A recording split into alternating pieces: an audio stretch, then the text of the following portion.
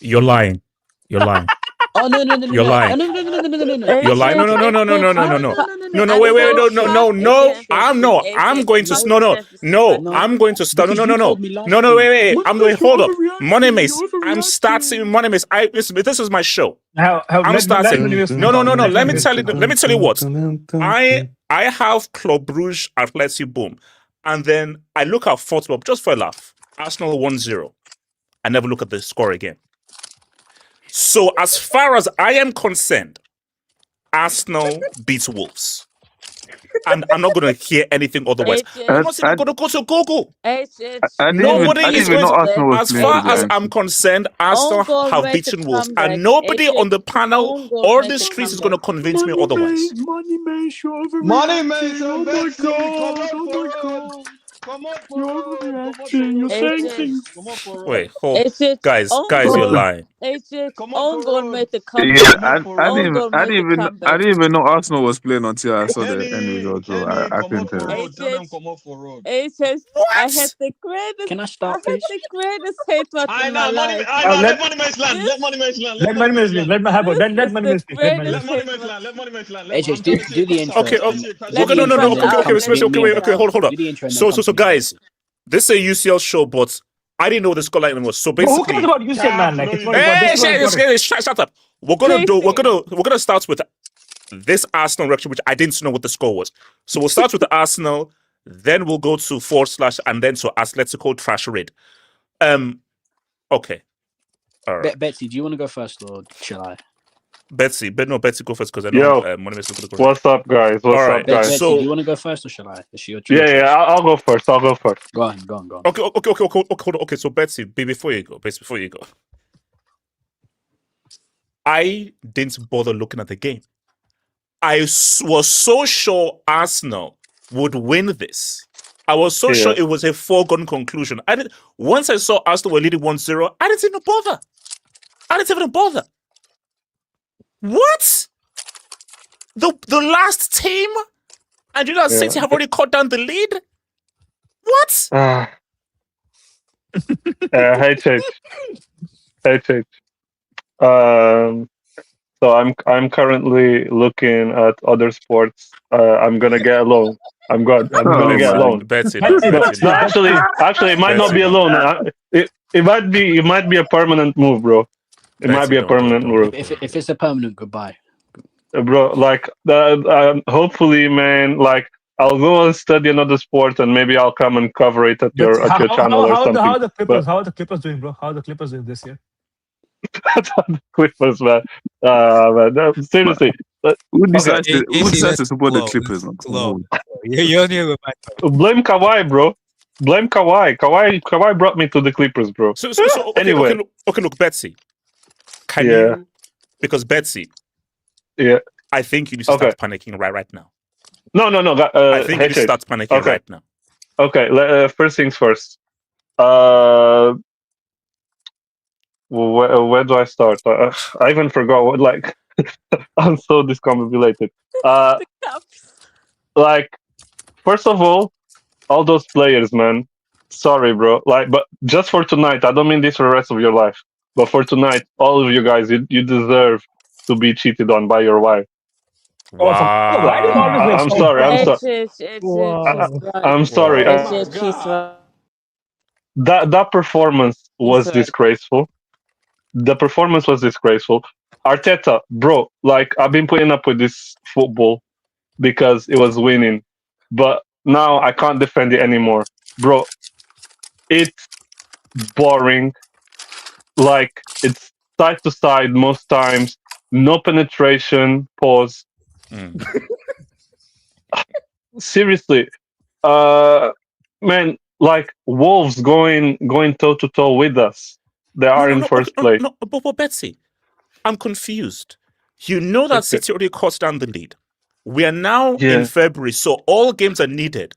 How the heck do you want to win a title and you do not beat considerably the worst team in the league? No, Betsy, HH and Kenny told us we're overreacting. No. Seriously, like, I mean, can I respond? No. Yeah, can I respond? Artists don't. No, Betsy can finish. No. See now, artists. Now you're just being a prick right there. Our Wolves was never going to be easy. Stop it. Like, this is it's ridiculous. But you guys will beat them, right? You guys will beat them. Look, it's different. We'll focus on our FPUC. HH, if the performance was better and we just got punched in the mouth by a counter attack or something, I would take it. But Wolves were literally like, we went 2-0 up, and then they scored a wonder goal. Can't do much about that. But then after that, like, the level of performance was atrocious. I don't know, man. Today, like, even my also reliable right back, Timber, bro, this guy was stinky today. I don't want to lay into anyone particularly, but the guy was stinky. Arteta, what are you doing, bro? Bring Ben White on. Like, why are you not trusting the bench you have? Is this more so on the players or on Arteta? Bro, if it was a one-off, I would say it's the players, but it's consistent. It's either like the performances are being generated by the manager, or he can't motivate them, or he can't, like, wire them. If you want something different on the pitch, he's not giving them the right message for them to go and play freely and not scared. These guys are playing scared. These guys, like, they're playing safe. It's come on. It's I think Samasi even hinted at it. To play safe and scared against arguably one of the most worst teams in history, that is a warning sign. He started 2 DMs. This is a bona fide It's not really 2 DMs, but anyway, my uncle is going to be crashing. Hey, you know what's the problem with your statement? Don't say arguably the worst, one of the worst. They are objectively one of the worst. Not arguably. Okay. Arguably. Oh no, yes. Between them and Derby County, Between them and Derby County. But okay, so as far as it concerns me, as far as what I've been, on this channel saying and so on, I've been very lenient on Arteta and the team so far. I was like, okay, let's not panic. We're still first. We're first in every competition. We're still in every competition going forward. Blah blah. But tonight, I just cannot defend this club anymore. I'm sorry. Like, we are playing coward football, and something has to change. And I hope this is going to be the catalyst, and we're going to have some more of 22-23 football. I know it's it can't just be a switch that you turn. Yeah. Betsy, this should not have been. How can this be the catalyst? Not getting maximum points and playing badly against the Cubs. You're playing safe and you drew against the Cubs and you're 2-0 up. Betsy, I'm sorry. What? Oh, but by the way, our attack, like now, I just notice it more and more. Our attack is so shit. Like, it hurts. Shut up, literally, our midfield and our defense have been holding up this title charge. Because if we didn't have as good the defense and as good the midfield, our midfield like not so much anymore, because our midfield has been shit as well. But if we didn't have as good the defense, like, I don't know where we would be. We would be fighting the Chelseas right now. But anyway, that's all I have to say. Money talks Can I say? Wait, hold on. Money Can I speak after Money? Okay, can I go to Kenny? Can I go to Kenny? Yeah. Can I just say a quick stat before you go? Just a quick. Okay, stat. quick stats, KJ. Quick stats. This is the first time in Premier League history that a team at the top of the table has let a 2-goal lead slip against any team in the relegation zone. Not bottom of the table, relegation zone. 18th, 19th, 20th.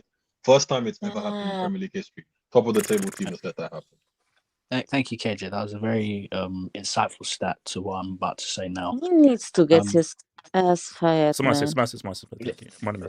I mean, there's a few people, first of all, who I just want to address. First of all, Kenny, HH, and Weedman. On the last stream against Brentford, I was really annoyed because I was angry coming out of that game, because I looked at it and said to myself, Man City have been so bad, yet they're so close. Arsenal are entertaining this, and it's starting to piss me off.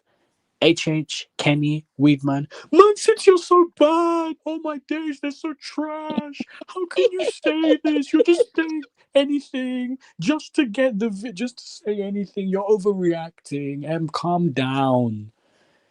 In the comments of that video, a clown called Football Sicario, HH, the guy, you know, the guy who has the Brazil AVI. Yeah, I know. Yeah, that guy shot. The guy who has the Brazil AVI. Man, Money Mason's got some serious PTSD. Don't start projecting that onto the fan base and everybody else. Because if you notice, HH, there's something that a lot of the positive Arsenal fans do. They say Arsenal guys like him, guys like Igal, guys like that idiot Christian on AFTV, they say stuff like, oh, the fans lack mentality. The fans lack the heart and the bravery for a title race, as if we're the ones stepping out on the football pitch. What is wrong with you guys? Do you know why the fans are nervous? Do you know why the fans are scared? Because we're putting our faith into a team that has constantly, in the last 6 years, whether it was top 4, Europa League semi-final, Champions League semi-final, domestic cup competitions, title races, constantly let us down. That is why Arsenal fans are afraid. And we're going to get to it, because, HH, pull up my AVI. Remember that clown Christian on AFTV? 2 weeks ago, he ran on Sky Sports. Just leave this on the screen. He ran on Sky Sports and he said, I'm not afraid of Man City. I'm more afraid of Manchester United catching us. Oh, Jesus fucking Christ. And then after the Brentford game, he said, this team deserves backing. Can you drop quick, please? No. I'll say the brick thoughts. These fans lack the mentality. Arsenal fans lack the mentality. And now he's running on AFTV 2 weeks ago saying he was not scared of Manchester City, giving it the big one on Sky Sports. 2 weeks later, I'm not going to lie, I'm nervous. His exact words. Okay, Money, can I ask? Sorry, very quick question, Money. We understand Brentford. Brentford are still a decent team who are like around mid-table. Are you they're not mid-table. The top eight. Okay, even better. So top 7. So Money, are you honestly going to tell me that because you drew against Brentford, you are not shocked that you drew against one of the worst teams in EPL history? Be honest. No, because I've seen Arsenal. Wait, hold on. No, because I saw Arsenal do this against Southampton when they let Theo Walcott score at the Emirates. Arsenal have a pattern this season. and I said this all along the season, Arsenal have a pattern where every single time they drop points, they are winning 1-0, and then they get scared, they play in their shell, the players start making mistakes, the manager's on his side, come on guys, calm down, Wolves have Tolu, Okudare, they could score 10 goals, calm down. KJ, mute your mic. KJ, mute your mic. Why are you KJ, mute laughing your like mic. this? Why are you KJ, laughing mute your like mic. this? Mute your mic. Yo, who is That's that? crazy man? laugh. Who is that? No, that's a crazy laugh. No. You guys are laughing at everything, but Money Mace is low key right. It's like you're calming down against the Cubs. You're trying to be like chill out against one of the worst teams in the history. Money Mace, now I think you should be slightly scared. Oh, Now I think you should be slightly scared. He should crash out on that manager. HH, Arsenal fans, this is a message to all of you. Your confidence should not be in this team. Your confidence should be built on how bad Manchester City are. If Arsenal win this league, it's because Manchester City are a bad team. Yes. That's why. Because I'll tell you right now, if Manchester City wake up and they go on that run, 4 or 5 games wins in a row, they win this league. People keep... Go look at Arsenal's next few fixtures. Tottenham away, Chelsea at the Emirates, Brighton away. You're gonna, and I said those are not easy games, and then you told me, but Brentford away is difficult. Is Wolves away difficult? HH, So you're saying right now that your word against Tottenham away, your word Igor Tudor, your word against the guy called Igor. When you manager bounce. Please. Wait, hold on. When you draw against Wolves, you should shut your mouth and be grateful for every point you get in this league. Don't start. When you draw against Bro, that is the comment of the year. Bro. That's the comment of the year. That's the comment of the year. When you draw against Wolves, I apologize. It's the truth. It's the truth, though. When you draw against Wolves, put your calculator on the. When you draw against Wolves, put your calculator on the floor and stop doing 3 points here, 3 points here. Or we're gonna pick up a 3 points here, maybe a draw at the Etihad. No. When you draw against Wolves, game by game now. One game at a time now. Yeah, one game at a time. I don't want to hear any banking. How did we get here? Wait, how did we come on? No, stop that. Hold on. How do we go from 7 points clear? The league is wrapped 2. We will take any points we can. Okay, I have a sick thing. I have a sick thing to say. No. You know, hold on. Continue. Because I'm not done. Because I said at the start of the season, HH, I am not nervous about Arsenal in the lead up to the season. Arsenal always put themselves in good positions to do things in the season. But when we get to this stage, players make uncharacteristic mistakes. The manager makes bad tactical decisions, whether it's from the start or substitutions. These two things combine, and then you end up getting a bottle job team who constantly underdeliver when the pressure is on. This is not anything new. This is genuinely not anything new. This is just an extension of what Arsenal have been under Mikel Arteta. And this is why I said Arsenal should have picked one. We don't have... Because here's the thing. Arsenal don't have a manager who has won before, and Arsenal don't have any players in their team who have won before. To win things, you need one or the other. Yeah, Chelsea didn't win until they got Mourinho coming in and teaching inexperienced players how to win. Zidane may have been a novice, but he had Ronaldo, Benzema, Modric, Kroos, all the guys who won and knew how to win. Winning is not taught. Winning is passed down. You pass down winning onto a group of players. Enrique went into PSG and taught these guys how to win a Champions League. You do not learn winning. Winning is not a learning experience where everyone comes together. We're all young and we progress, and there's a process. 6 years. Trust the process. No, football is you have experience in something. You teach me, or you guys are experienced in this situation. I'm gonna let you guys handle it. Arsenal don't have either. Arsenal are trying to win the league with a novice manager and a novice group of players.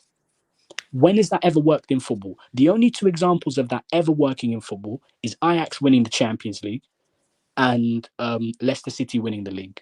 Every other team in Europe that has won big trophies, league and UCL, or Europa League, all do it with either experienced manager teaching young players or experienced players getting a novice manager through. And this is where Mikel Arteta's whole thing of no big players comes back to bite him. Because the one trophy that this fan base hangs on to for this manager, who won him that trophy? Oh, that's right. An experienced striker in Pierre-Emerick Aubameyang, who has experience in big moments, who's been playing in big games for Nation and for Dortmund. He knows what it's like to play big pressure moments. So the FA Cup did not faze him. That's the only trophy this manager won. Yet when Arsenal are winning, yet when Arsenal are playing guys like Martinelli and Madueke, what have these guys done? What have these guys won? What big pressure moments have these guys been in? So you want these guys to now start performing in the last 10 games of the season? What's wrong with you? Guy. Okay, look. I'm not trying to gaslight anyone, and I'm being honest here. Money makes bets. Surely not. You're saying surely. Surely. It's gonna happen. Surely. Again, I'm not trying to gaslight. Surely. No. And I get it. What do you mean? I get no. it? What? No. I mean, really? Put You money don't on get it. it. No. You keep telling me It's gonna happen. you get it. You don't get it. I told you this on the last stream. Arsenal dropped points to Brentford. If you are a Real Madrid fan, a Chelsea fan, a Manchester City, a Bayern Munich fan, a Barcelona fan telling me how to feel about my club, with all due respect, shush. With all due respect, Factos. Because you guys don't understand the situation at Arsenal.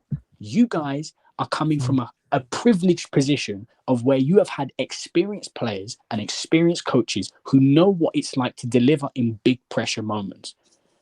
You cannot give lectures towards Arsenal fans about you should show more chest and you should show more bottle when Arsenal are trying to do something that in all realism has never been done before to a mass scale. What team consistently wins trophies with an inexperienced manager and an inexperienced squad of players? No one.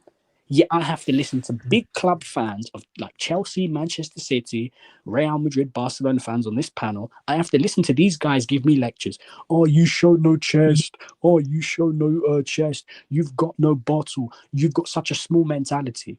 Oh yeah, I'd love to see the Real Madrid mentality that you guys would have if Graham Potter was your manager and you had full crew, Somerville and flipping Madueke as your front foot. Okay, let's hold on, 1 minute.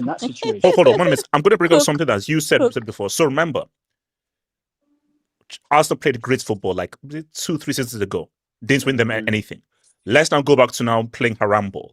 And remember, Monimus, you said that I don't care how I win this. I don't care how ugly Glycogen scores his goals. As long as we win, I don't give a damn about the football. Is the issue that Arteta has not found a middle ground. It is too much of an extreme to haram. And that haram got you this far, but now that haram is now catching up with you. The issue when you say it like that. It's true. Hold on, but let's continue. Too much of a terror. I didn't know. I didn't actually mean it to be funny. That was just the only another because I didn't mean it to be funny. Hold on, today's a really sad day for Arsenal fans, but you're actually cheering me up a bit, HH. I'm not gonna lie with some of the things you say. But the thing is that this is not haram. This is scared. Like, here's the thing. You talk about haram or you talk about this, Jose Mourinho, Simeone. You're right. You're right.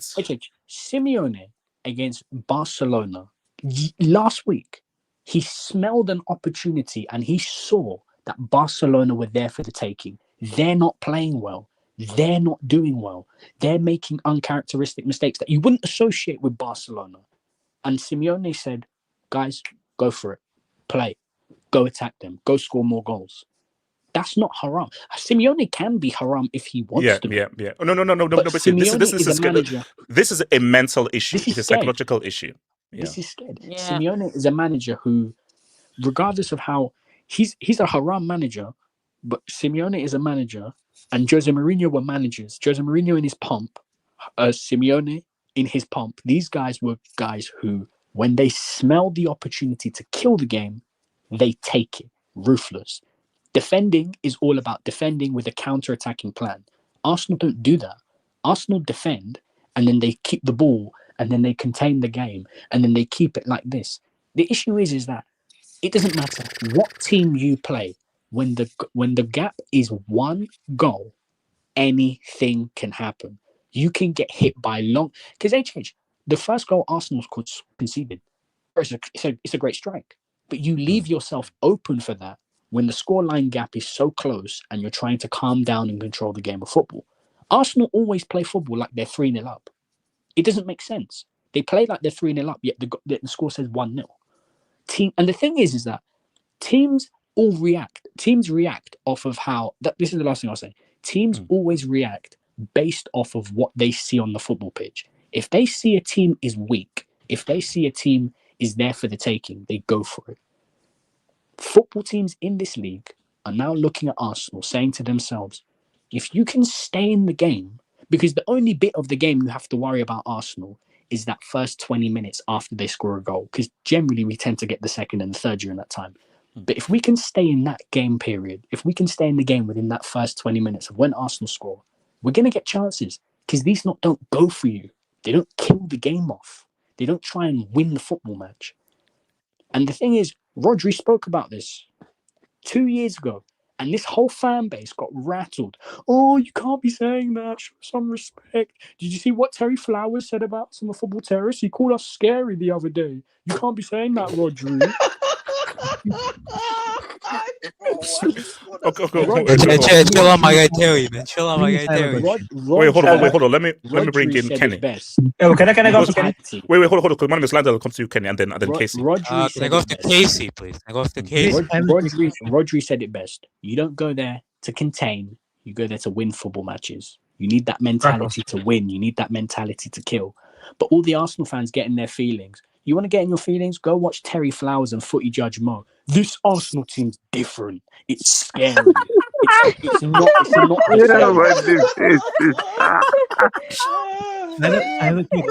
Bro, don't hate on the hustle, bro. They're doing their hustle, bro. Let them make their money. No. Let them make their money, bro. That's what's it. Like it's like a guy never counts another man's pockets. 24, Never clown another man's hustle. Don't hate another man's hustle. Now, unless the hustle involves trafficking kids, then don't hate the player, hate the game, man. He's what it is. Don't hate the player, hate the game. Kenny, talk to me. Yeah, So, literally. Hold on, Kenny. Yeah, obviously, my name was put in uncomfortable conversations. Kenny, no, Kenny. Both of us. That, Kenny. No matter what they say, Kenny, they can say whatever and everything. Kenny, I don't care what they say. I defend it. No, because you know why? I'm sorry. Brentford and the Cubs are different. Drawing to Brentford. If you're going for a title and you draw to Brentford, that's a blip. That's disappointing. Yeah. If you're going for a title and you draw to the Cubs, one of the worst teams, you need to be incarcerated. Yeah, that's what I said. When they drew against Brentford, I think it was Saturday or Sunday. I said, yes, I understood the PTSD that Money Mace was going through that day. I acknowledged it. All I said is, personally, Man City, for me, I still know, because everyone was talking about Man City, the big bad wolf, and all I said is, in that same 2026 in the Prem, Man City has only won like 2 games as well. But again, that was against Brentford. And again, the G-Tech Stadium, whatever that stadium, the community stadium, Brentford is a tough place to go to. Yeah, I could understand. Yeah, I can understand and they have that OP guy as well, the Coyote making long throws like he's like. So I can understand the Brentford draw. Now, honestly, I didn't even know Arsenal were playing today. I didn't even know there was Premier League. That's it. I knew they were playing, but once I just saw they were 1-0 up, I just focused on the result because I was like, why am I going to look up the Arsenal score? Of course, they're going to beat the worst team when they know they have to. So I didn't even bother looking at what the score was going to be, because I assumed, they'll win. Let's just focus on the UCL games because Arsenal have won.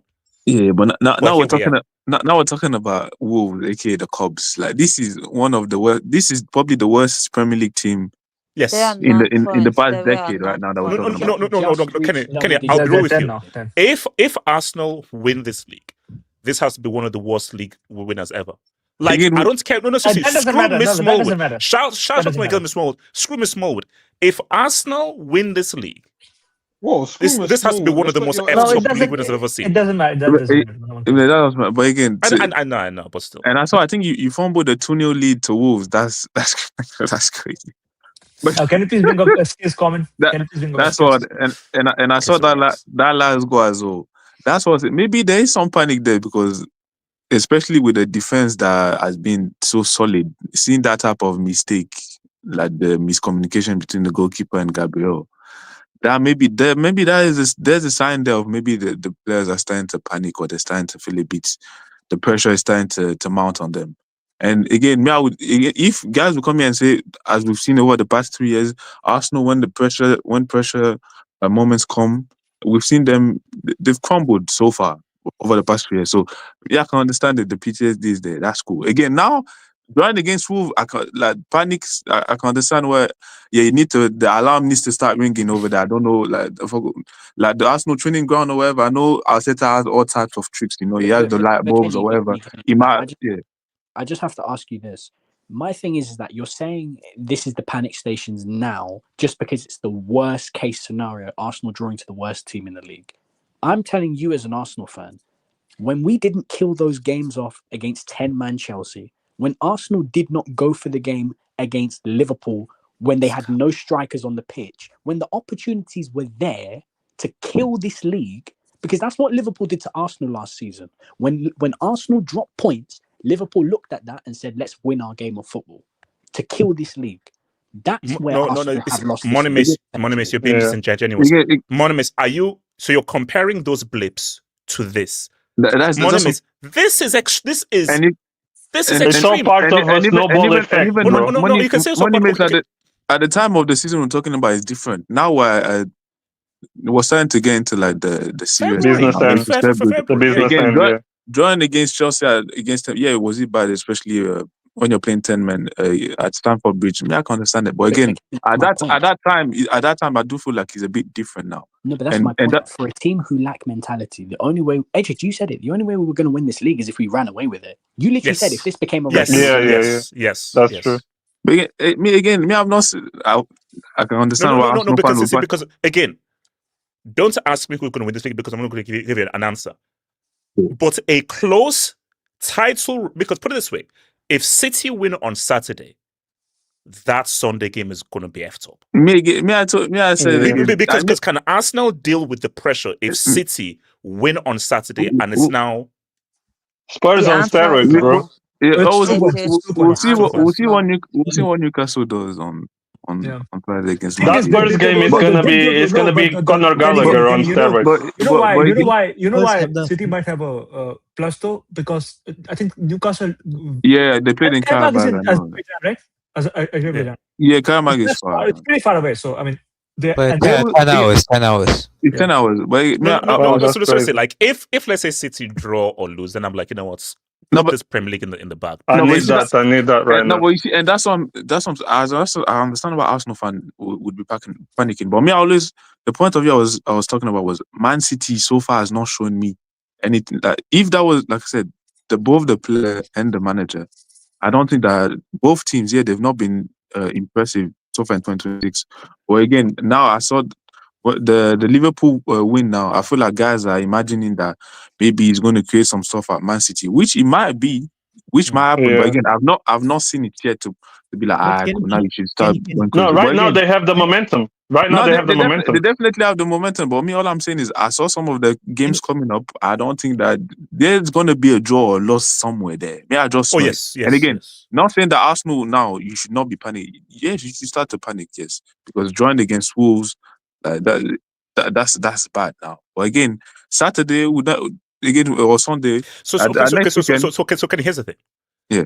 If you're Arteta, after what has happened on Sunday, is the approach efforts, get off the handbrake, or let's keep going the way we're going? What do you do? Do you make a drastic change of like, no, let's go full, let's fuck being like scared and let's just be fully brave, or okay, it's a blip against the cops. Let's just keep going. Honestly, I didn't watch today's game, but I don't think he's going to switch all of it. I don't think he's going to switch how he's played for just now the last few games of the season, because that has been good. Arsenal has been playing like that for. It's not just this season. Like, even last season, last season, even the season before that. Like, it's not as if it's a new thing of this is this season. No, because I'm just saying right now, like, but the attack was clicking more the season before. If City are watching this game, City are going to go crazy on Saturday, because if ever you need a booster to score like 5 goals to go crazy, it's what happened right now. Yeah. You know. No, but HH, in terms of people were saying, what's the goal difference going to be? That's how bad this is. HH, but you know, in terms of switching the football, I think Arteta has to do something, because if he carries on with this football, especially at the Emirates, bro, the fans will get nervous from minute 1. So we need something to stimulate us. Yeah, I think, like, especially the people at the stadium, because they're all at the moment, like, they were scaredy cats when we were 7 points in front of them, and now with with potentially 2 points difference. Yeah. Come on, bro, these guys are gonna be so scaredy.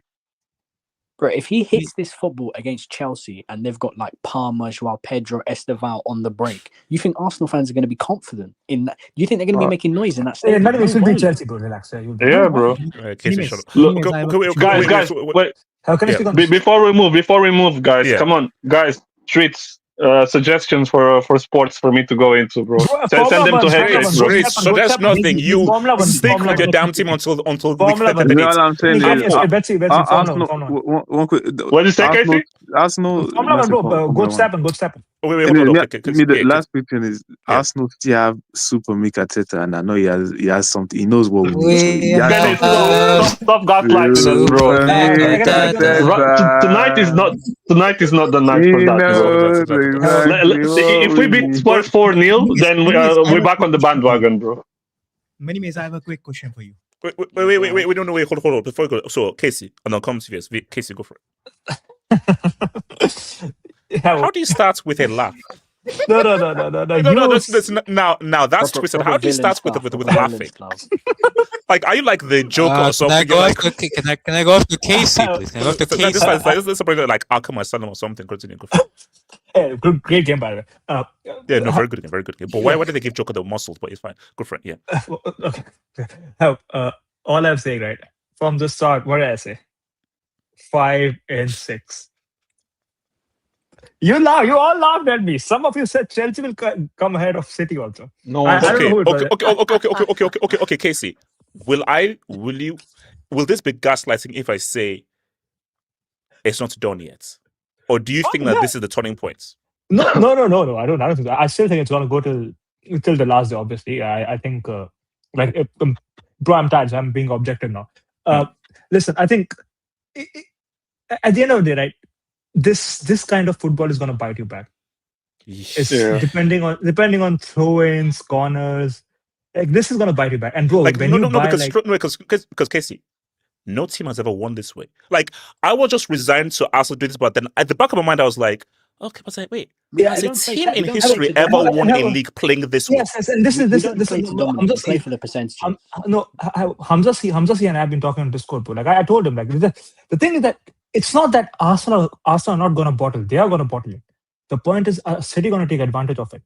Because if City say don't win against Newcastle, then what's the point of this? Then this is the whole thing. That's not going to happen. Last 14 times they have won against Newcastle at their own. In this league, it's crazy, bro. It's crazy. This Newcastle team, they should beat this Newcastle team. This is not a good Newcastle team. No. And they're going to be tired, but they're coming from a 10-hour fight. Relax. So. We dropped the 60s in Carabao. Oh my God! All I'm saying.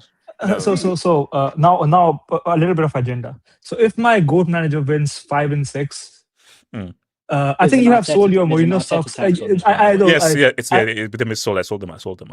Oh yeah. So I mean, I don't even need to fight you on that. No, Casey, don't. There's an Arteta tax on those titles, bro. No, guys. He beat Klopp also. He beat Klopp 3 times. No. Okay, true. But wait, Casey, if he wins this, I can't rep it. If Pep wins this, I can't rep this. Okay, we'll just go to Arteta. HH, I'm about to help. Just okay, bet you. Okay. This is the thing, bro. Your brother Flowers You need to at least go there for like one of the top 6 shows. Just tell him. Why do you keep gaslighting these fans? And he has been doing this for 5 years. Please go back, man. Please go back. Bro, Arsenal just go fans are there. so insecure. Yes. Let him make his money, bro. No. Okay, look, Casey. I love my brother. Content. We're good at everything, but Casey, the game is the game. The game is the game, bro. And Come Casey, the game is the game. The argument is the argument. I defend it. I defend it. Look, if I have to talk good on Tottenham to make money, I'll do it. Betsy, I agree. He's a content creator. Howard is a content creator. How many titles do you have with the name Arsenal in them every week? This guy probably has like 7 or 8 every week. No, yeah, it's crazy. No, you have to feed the audience. Arsenal attack like this. Oh, Arsenal rob. Bro, you know what? Like at 7 a.m. in the morning, right? Media gaslights Arsenal fans. Yes. At 7 a.m. in the morning. At 7 a.m. in the morning, I can guarantee you that I'm going to see a video from Flowers, either like whining about attacks on Arsenal from what's that show where Gary Neville, the movie Overlap. Arsenal fans. And you know this. No, and Money Miss, this clown dunks on them and says they are not doing objective journalism. Bro, what the fuck are you? You have been gaslighting these guys for 5 years. You have been lying for 5 years. You're the worst. His whole platform is literally just sack off Arsenal and disrespect Pep and Klopp. That's his whole platform. And I will end by this, that we are going to have a 15-16 hours emergency hangout from League Goatner today. So, when you wake up in the morning, you're going to still see Lee Gunner smoking, drinking. Have a shower, eat breakfast. Let me just say one more thing. I'm in despair, bro. I'm in despair. I just realized Arteta got a dog called Win, and this dog hasn't seen a trophy yet. Like, I mean, come on.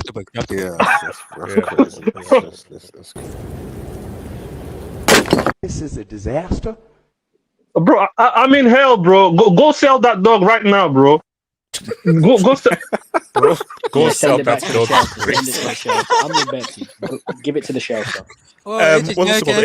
AK. Go for AK. Speak after AK. And also, AK, they say that turn down your mic because you're killing people's earphones. And also because you're very I'm sorry, man. But are you good? Yes, thank you. Okay. First of all, before this, we have to have a topic on benfica and the defense to all of the things that happened yesterday. Yes. We have to have a topic. Just have a vibes hangout on that, man. Seriously. And also Serie, I think we'll come. We'll get that. Here, HH, I saw Arsenal score the first goal, and then basically I wasn't interested in the UCL, but I saw Arsenal score the first goal, and I turned the TV off and went to sleep. I woke up 2 hours later. The game had been finished. I was expecting to see Arsenal 3, Wolves 0, Arsenal 2, Wolves 0. I see 2-2. And I see that it's not just 2-2. Wolves came back from 2-0 down. Adam Armstrong, we got to control the game, man. He's a good player in the championship. That's a championship legend right there. Tonight, no disrespect will be tolerated against the Cubs. I'm sorry. Tonight, they deserve their night. I don't care. Wait, okay, so no, Betsy, no lads, you're actually being consistent.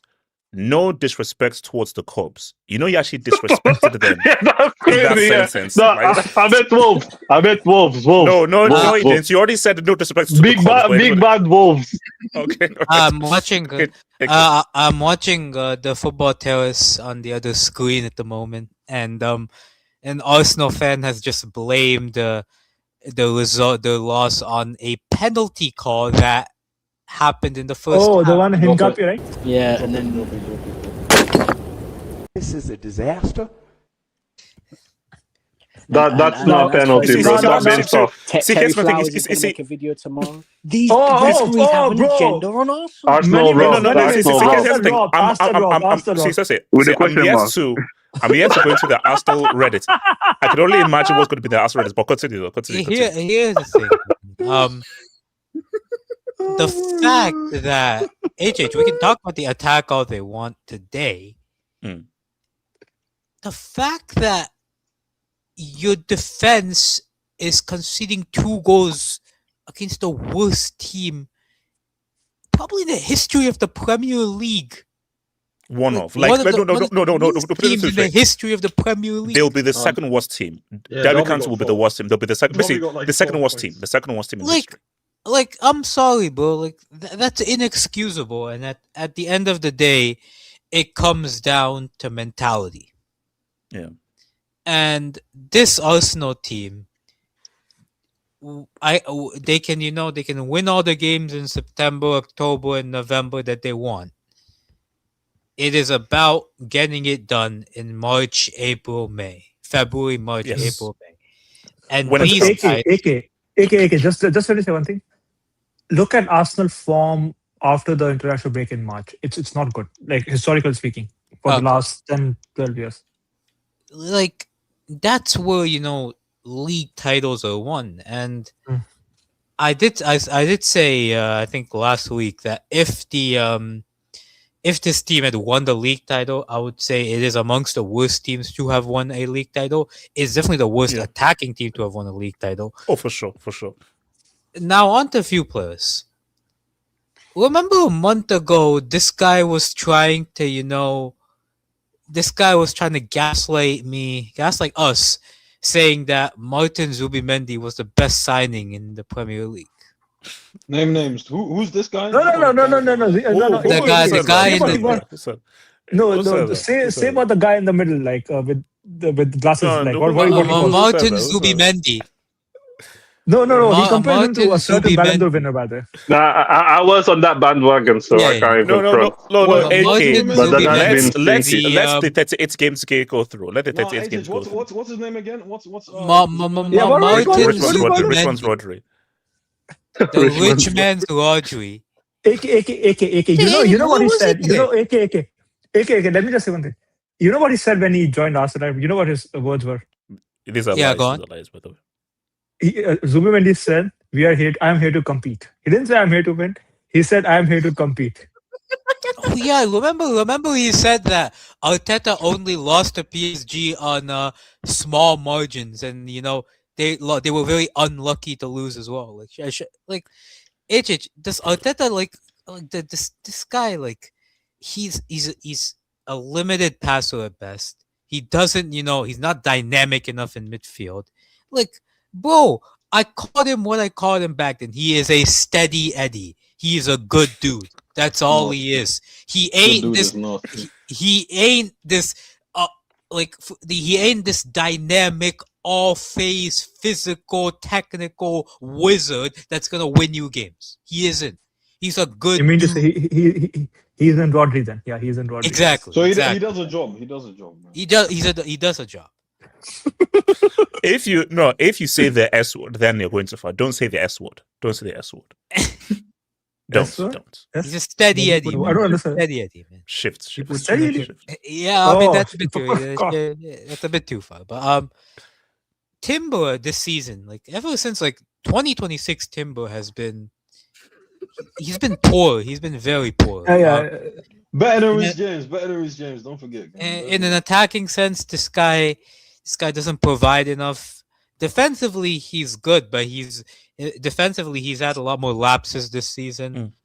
So how much of an impact is this for Arsenal? Do you think this is the turning point of the title race, or let's see what happens on the weekend? I'll say this: if they lose in the weekend, that would be where I say that's a true turning point. If they lose in the weekend. So if they lose and City wins, they'll have one game. Of course, that's a turning point, obviously. No. If City win and Arsenal don't win on Sunday, that's an obvious turning point. So the gap will go down to 3 or 2 points, right? If City wins and Arsenal doesn't win. Yeah. Draw, right? Yeah. Takes it down to 2 points.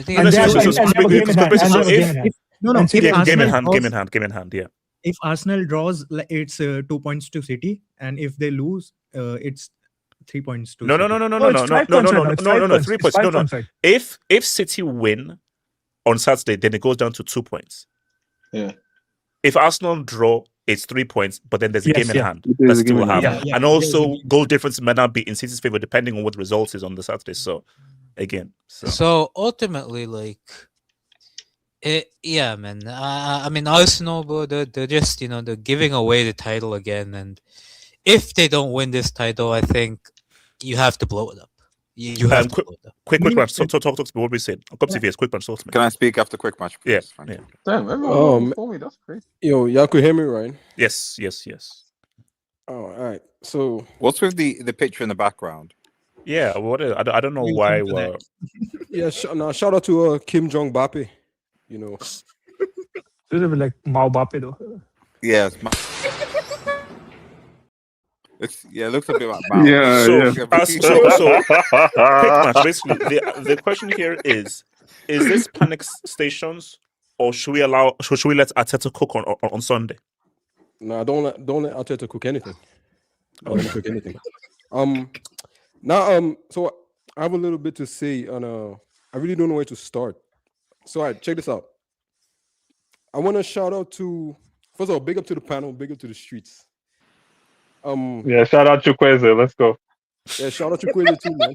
It is what it is. What happened? What happened? Wait, hold on. What happened? Where the hell did I come from? No, what happened to Chukwueze? Hey, nothing, bro. That's quick match man, bro. Oh, okay. All right, listen. Let's get back to the real stuff. So I was in between games. I was watching the Milan Como game. Then I turned on this game for a little bit. I saw Arsenal 1-0 up. I say, all right. Second half starts, Arsenal get the second goal. I say, yo, the game is done. I went to go watch the Champions League game. Bodo Inter. Inter bricked it. It is what it is. We'll get there. Hold on. No, quick match. Yes. No, we'll get there. No, quick match. Serie, man. Is this the turning point? Or do you want to wait until what happens on the weekend? Is this enough to say, yeah, psychologically, mentally, it's now going to City's favor, or should we wait for the weekend? Well, let me. I'll get to you. Okay, go for it. I want to shout out to that good brother, Money Mace. You know what I'm saying? Elite ball knowledge, and he's a really good guy, man. Like, I never heard him pump up his chest on some BS Arsenal. He's a really good guy. Yeah, he's a really nice guy, man. You don't know him personally. You only know him virtually. Okay, really good guy. Why are you crying? If someone is praising someone else, why do you have a problem with that? Okay, all right. That's a lovely thing to say about someone else. He has a problem with that. KJ, shut up. You're right. Also, I want to shout out Casey. You know, he was the one when it was looking dark in the Pep shadows. He was like, yes. You know, no. Quick match. Do you know why you can't do that? Every time we had a little lep intervention, Casey was nowhere to be found. Bro, whenever there was like there was a glimmer of hope, Casey would come on here while in the exam hall. While he's taking the exam, he would still find a way to be on this hand. The last man you can rep is Casey. Don't you dare rep Casey. Don't you dare rep. Yeah. We cannot. This guy was doing ASMR in the library, but when Pep lose, we can't speak no more. That's Casey. There's something wrong with this guy. Bro, this guy is starting. This guy was reporting from the library saying, I'm not gonna lie. It's amazing. No, it's not even. It's a piece of crap. Sorry, I have to go to the library. Yes. No, I actually came on. I actually came on at 2 times from the library. Pep was right to run away from that black guy. Pep was right. It's a bicycle black man to get away from it. How did, where did that come from? What the fuck? Yeah, quick match. Continue. Quick match. So yeah, HH, I want to play something for you real quick, and I want your take on it. Here we go. But also, real quick, so HH, you said, basically a free hit for Wolves. What makes you think they'll beat a team that needed 2 own goals to beat at home. Because I dare them to not beat the Cubs. Let's stop it right there. So that's an interesting piece. Quick word. See, now you're not into the receipts game. Interesting. It's not the Cubs. The Cubs came of age tonight. The Cubs came of age. Welcome to the team, quick match. Welcome to the team. You see, this one is not even really about making you look bad. I want to use that one as context. So I want everyone, streets, get active. I want everyone to put the top terroristic moments in human history. Okay, so here's the thing. Oh wow! Okay, wait. You see, quick. Hold up. You were on a good roll. Quick watch. You were on a good roll. Had a nice W, great receipts, short to the point, and everything, and then you pretty much undo everything by now talking about stuff like that. Can you drop the Yeah. Wow. I mean, yeah. You're a dumbass. Pretty much, it didn't work out. Just get back to the football. The streets must be full of atrocities right now, bro. Yeah. So not that bad, actually. Not that bad. So the reason why I need everyone to do this, because let's get some obvious one. 9/11, Beirut. Why are you saying? Wait, quick match. Are you thinking of? Wait, what? Quick match. Okay, no. Are you thinking of ranking them? Are you gonna make a list? The top 10? Hold up. Quick match. It's probably Just focus on the football. Arsenal, talk to me. Well, you got to get HH council. Okay, so here's where I'm going with this. All the terrorists, Simeone, Allegri, all the haram balls. Pause. Hey, yo. Wait, hold on. Hey, yo, pause. Come on, man. Hey, yo, pause. Yeah, that's crazy. Yeah, continue. And HH, you've been watching all the haram football. balls. Yep. HH, you've been watching football. HH, you have a proposal on the streets, bro. Go check the GTY or whatever the name is, bro. You have a proposal right there. All right, keep going. You've been watching football longer than all of us combined, right? 45 years. 45 years next year. I want you to tell the streets and the panel if you've ever seen a coach needing 2 own goals to be the worst team in the league at home. Go ahead, tell me right now. I can't. Right. I think that's and I don't think we will ever see it again, by the way. That's how insane that situation was. But again, you just, Wolves is that's an easy W. That's light work. It is what it is. Okay. Now, here's the second thing. I'm gonna Super Saiyan tie. I'm gonna go Super Saiyan tie on this. A few years ago, that good brother Ty told us it was raining. HH today was snowing. It was snowing today. And see, here's the thing. When with the snow is worse than the rain. So the ball slips a different way when it's dry. Yes. You aware? Now, was it predicted? Sir. Was it forecasted to snow today in England? It's been raining, so I think we've just hard rain for I think it's rained every single day this year so far. So it's been the weather in London is pretty bad this year. So that's horrible. It's been horrible. That's why Arsenal dropped the points today, because it was snowing. They were training in the rain. So I think we should just give them a pass on this one. It was snowing. Quick match, you're going nowhere, bro. Oh my god. You're a dumbass. Quick match, you have a really great start. Literally from the receipts, it's been downhill since the receipts.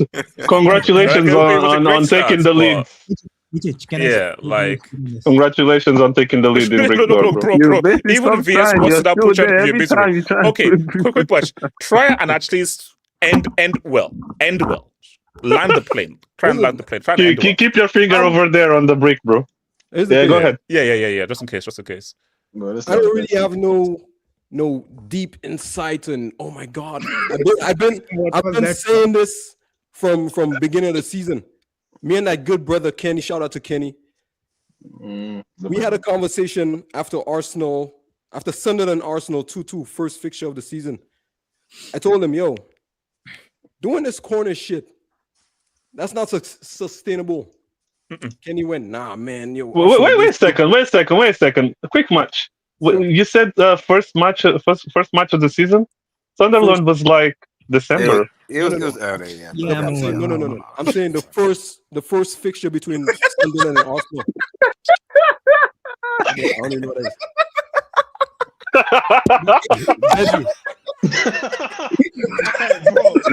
That's darkness, man. I don't even know what that means.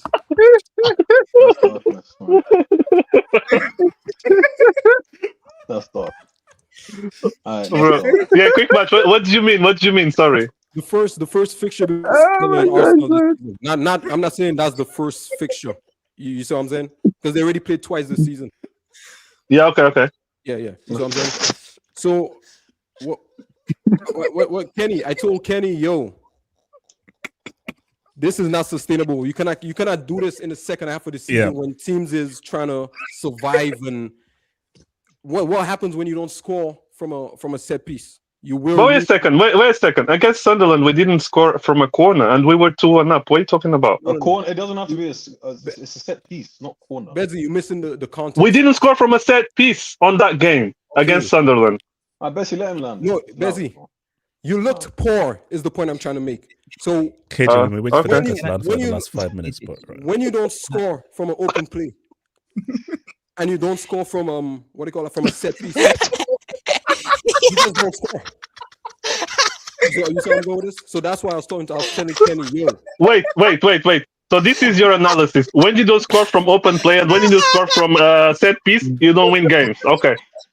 Can I speak on this? You're hot right now. You're not even listening. No, we're waiting for him to land the plane. So. He's not even listening. He's so hot. He's not even listening. I was telling Kenny, you cannot do this throughout the whole season because the second half of the season, teams will be on like focus sharp because they don't want to go down. They're scrambling for points. So if you don't score from a set piece and you already look poor from open play, there's nothing happening. Does that make sense to you? AK, can you mute AK, please? Like the laugh, man. The laugh.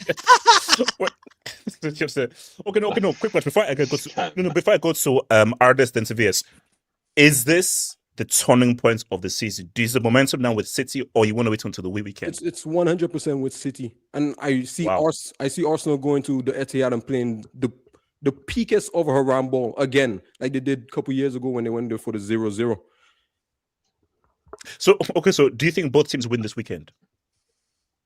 Yeah, City, Newcastle, Arsenal against Igor Tudor. Yeah, Spurs. Arsenal are gonna win. That would be insane. So there's no new manager bounce. They beat them. No.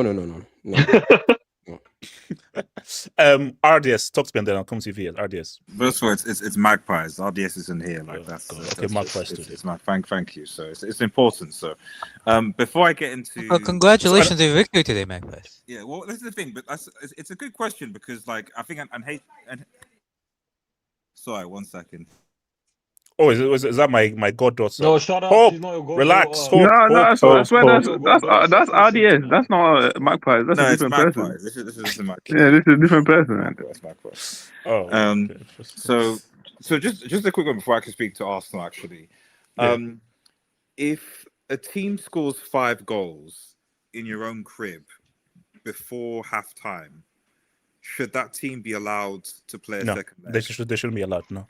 When you hold 5 in your own home before, not over forfeits over the 2 halves at half time, and you have 0 shots on target at home, should you be allowed to play? So Mark, no, I don't know whether you were here because this is probably back in 2017, 2018, because when I came up with the forfeit rule, and I've been trying to push for the forfeit rule to UEFA, and nobody wants to listen.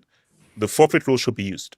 So yes, carrier bag should engage with the forfeit rule. We don't need to see the second leg. And my second question, I think, follow up to that is that if obviously, Newcastle, and big up Shearer, who obviously put a certain referee in his place yesterday, it was good to see. Clattenburg. My follow-up question to that is that if obviously because Liverpool I think put 6 past Carabag, and Newcastle did. We already know where this is going. I'm just curious. Oh, boy, this is whether the audience, Magpies, like the obsession with Chelsea is getting. This is like, Marquez. This is actually concerning. No, Marquez. You know what? I'm going to hold the executive decision and say, let's get back to topic, please. Wait, Magpies. Can I ask you a question? Oh, J2S. J2S? What? Wait, Magpies. Is this the same Karabakh that Chelsea failed to beat? Yes. They needed a screamer from Ghana. That was my question. I think I think it was 2-2. They need to go Nacho. Wait. What's it called? RDS. Who scored in that game to sell Chelsea again? Apparently, it was some Nasher guy, some flop at Manchester United, some club, something like that. So apparently, that was. All I'm saying is one team right now is playing playoff, and one team right now is in holiday. So we move. No. Against Chelsea, it was Selfridge's career back. Tonight it was Tesco. Okay. So Arsenal. Arsenal. I think it's over. Let's be honest. Oh wow! I think it's over. Well, they're gonna fold. Yeah, come on, guys. At the end of the day, I mean. So okay. So what makes you say it's over? The fact that they dropped points against this team. Not just the fact that they dropped points. I mean, I think, and I'll try and put my biased hat on, is that I think if you want to be objective, when a certain manager went to the Emirates and a certain player did some surfing, it kind of looked like it was downhill from there. I think that was the moment where Arsenal were like, we don't know. There was a rattling. I don't know what happened. I don't know if it's in the milk. But this is crazy because obviously, if Arsenal lose the league, and they just say, what is the one image to say of how they lose the league? It's surfing in the USA. Let me say, like, we're going surfing. Yeah. Like that is going to be the one image if they lose the league. Yeah, it's because I just think that because I wouldn't be surprised they're playing Spurs, and then you're talking about Spurs. Who so it's Spurs and then Chelsea. And then Chelsea. Okay. So So Spurs and Big Bro.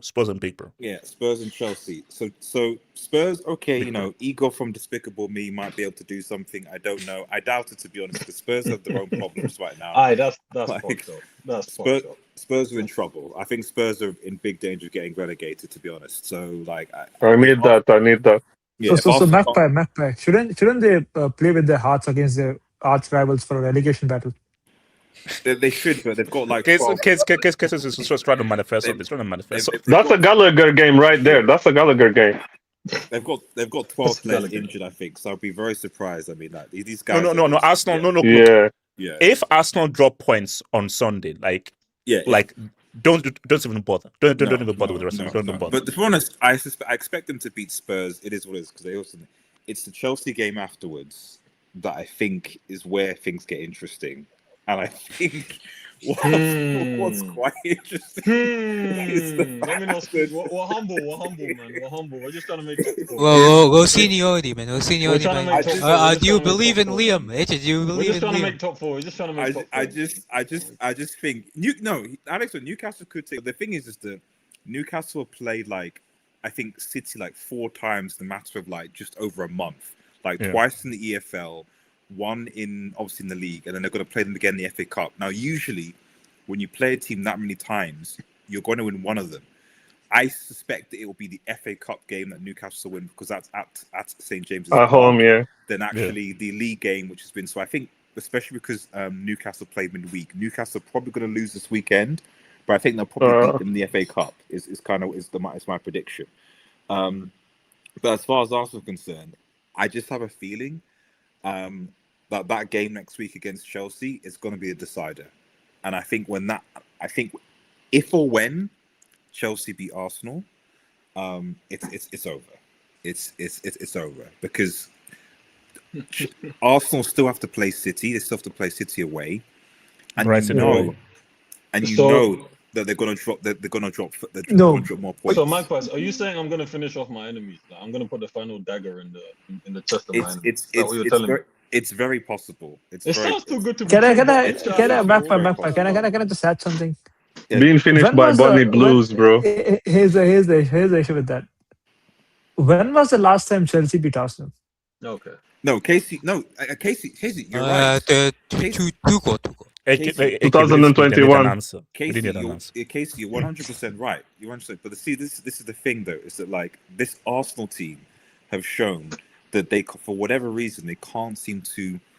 If this was 2 or 3 seasons ago, I'd actually agree. I'd go because the manner of football they were playing was different. But now this Arsenal team seems to be incapable of scoring free-flowing goals. You know, it's like give me a set piece or I die.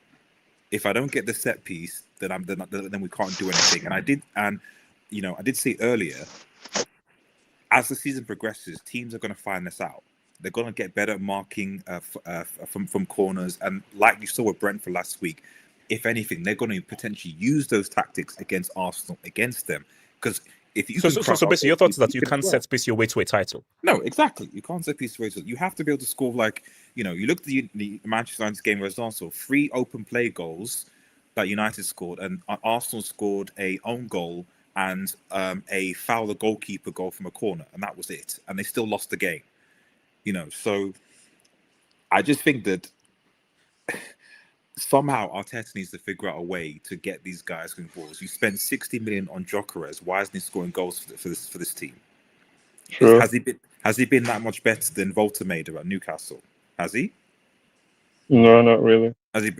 He's not really for the hype and stuff that was around. He hasn't been that good. But Eze, what happened? Betsy, what happened to Eze? This was a guy who was balling at Crystal Palace. City, they bought. I think even KJ mentioned City bought. I think it's being Jack Grealished. City bought Semenyo, and he's come in and he's G'ing up his scoring the goals. Yeah, Eze was supposed to be that guy that was going to G up and help him score goals. The 2 players that were supposed to come in and G you up in Eze and Gyökeres have done nothing. So I don't necessarily... and also you look at what Gahey has done with City and what Semenyo has done with City as well. What? Well, this not really been the problem. I know what you said. I was just confused by what you said, KJ. I understood what you said. So, but listen, yeah, it's almost like I do feel bad for Arsenal fans because I don't think there's. No, wait. Why? It's not over yet. Wait, hold on. RDS, it's not over yet. No. I feel bad. No, hear me out. It's Magpies. I feel bad because I don't know a single team in Premier League history that has finished 4th. That's finished 2nd 4 times in a row. No. RDS. No. Magpies. Yeah. This is why I say this is my advice to Arsenal fans. If you're not going to win, make sure Villa finish 2nd. Yeah. I think it looks a lot better if it's second, third than second. If you finish for some, if you finished like 2nd 4 times in a row, I say I don't know a single Premier League team or even a team like it's just not happened. The fact that, more importantly, Arsenal need to make sure that I still think it's still humiliating to having someone like Emery finish above them, given what Arsenal fans were saying. Definitely don't get that new guy Carrick at Manchester United finishing on the same points as Arsenal. That's that's crazy. Yeah. That would be very, very crazy. It's not going to happen, but it'd be very crazy. If but you know, in terms of our attack, actually, I don't want to be shameless, but the one guy that was managing to do something for that attack was Havertz. As crap as and as shit like that we shit on him and so on. It was actually unlocking our open play. What happened? 9 to 5. What happened? So you're telling me that 9 to 5 was the key? What happened to? No, I mean, though? What about Saka? Well, Saka, yeah, man. Forget this season. Come back next season. So Magpies, you're saying this is City's league now? Yeah, it's always been City's league. The question was could Arsenal? Yeah, of course. I keep saying, everyone knows that City always, how they've won their leagues in goodness knows how many seasons, is that they start balling in February, mid to February, end of February, and they go on a massive run. Arsenal over the last 4 years, what's happened? They've bottled it come this time, late February, March. So yeah, if Arsenal had been 12 points, 15 points clear, you could be like, okay, yeah, fair enough, it's over. The fact of the matter is, there were only 6 points, now down to 4 points, and now you're drawing to Wolves. Of course, it's, you know, you can't give Pep Guardiola the opportunity to catch up. But they had the chance to go 12 points clear many times. Bro, they were 9 points clear at one point. Yeah, no, exactly. And they didn't. So that's what I'm saying. So like, it's anyone thinking that the only reason why we said that they didn't have chance was because City were and City, you know, aren't playing particularly like well this season compared to previous. But when you look at the fixtures, they've played most of their hard games. You know, aside from Chelsea, you know, we'll see what happens with that. No, City, no. That's because City aren't going to aren't strong enough to win the Champions League. No. Put that way, not winning Champions League. No. So the point is like, Pep. No, but seriously, what if City do a cheeky quad? Do you know how disgusting that would be? No, if somehow they do a cheeky quad. No, I said cheeky. I said cheeky. They're not doing a quad. The best they can do is probably up. To be fair, it would be good because HH would have to give up content creation and find a serious job and start a family, because at that point he can't genuinely. Backwards. No, I'll just finish. But like, listen, at this day, I've always said I never really understood. I was amazed by the amount of Arsenal arrogance that they could just sort of say that the league was done, despite only being or in their hands, despite only being 6 points clear of City and not being in March, given where they are. And the reality is, like, if they go trophyless this season, they've got to hold this out.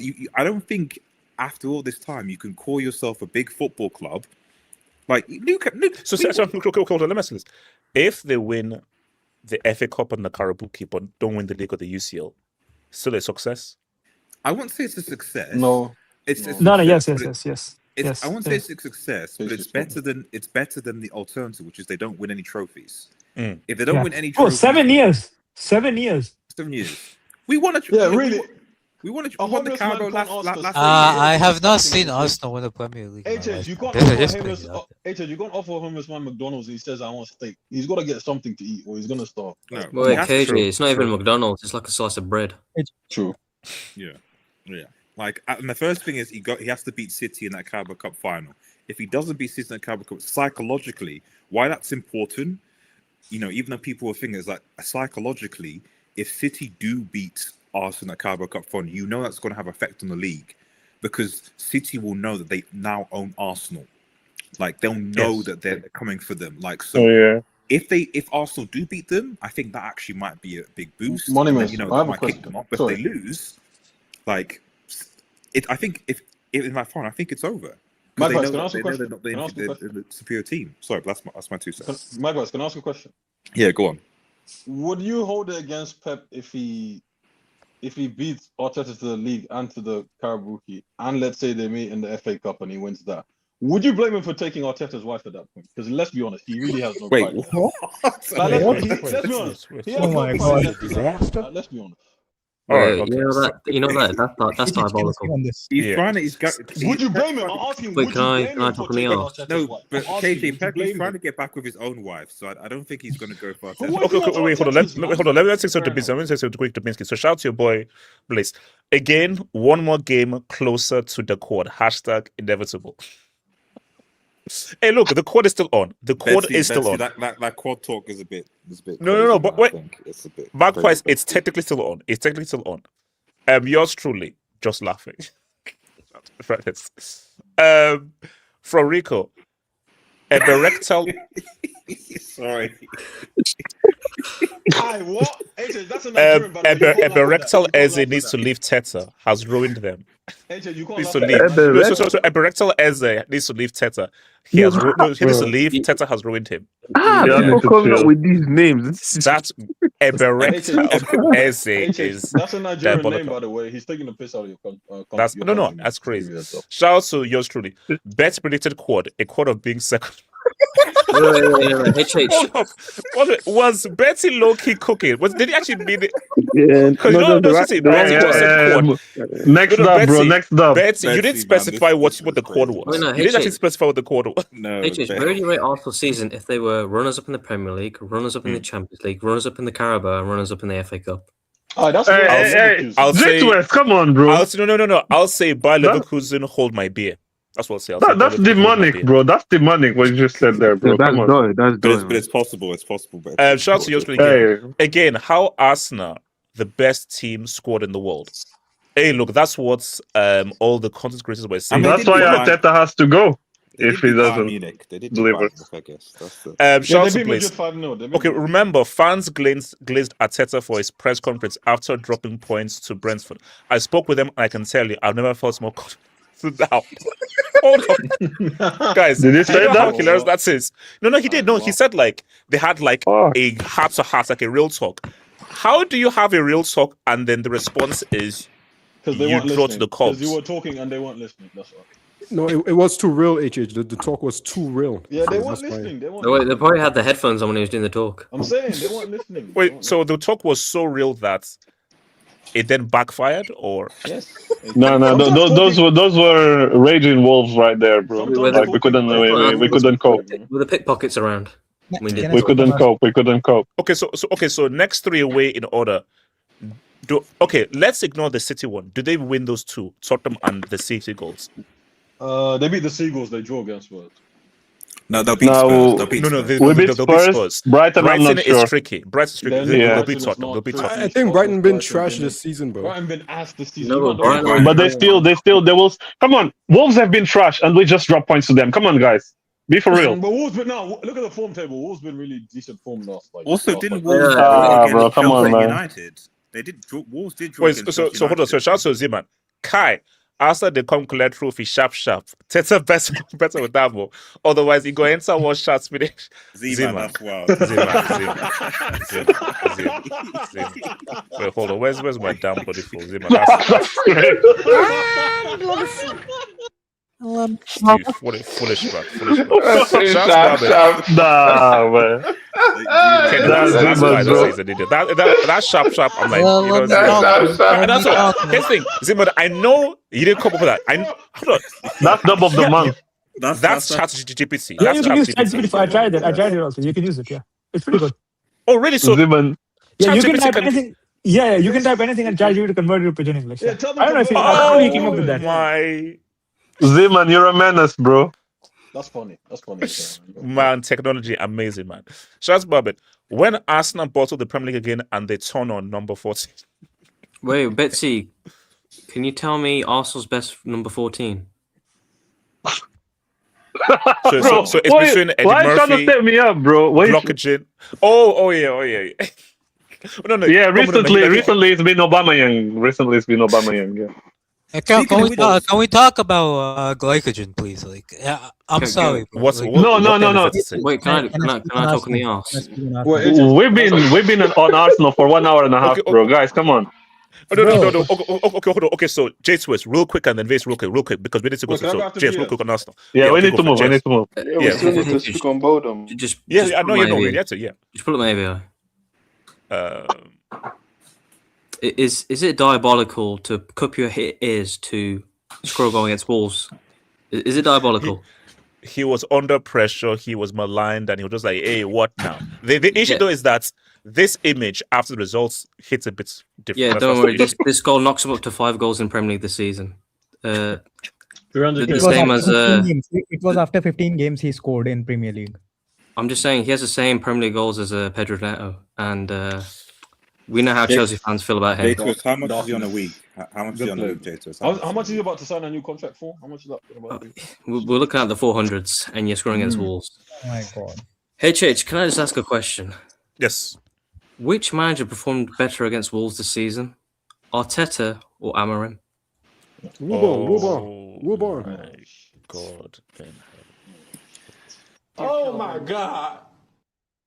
I'm just putting it out there. They both collected 4 points, but one beat him 4-1, and the other one took 2 on goals to beat him. I'm just putting it out in the universe. last minute one. Bro, that's irrelevant, bro. I could take 10 own goals as long as I got the 6 points. I don't care, bro. Like, move next point. Betsy you didn't get the 6 points. though. That's the problem. You didn't get 6 points, though. That's the issue. You need that's the main issue. You only collected 4 against. Actually, Betsy, this goes towards your Ballon d'Or flush. No, streets. Look into this. Look into this. It's been rigged.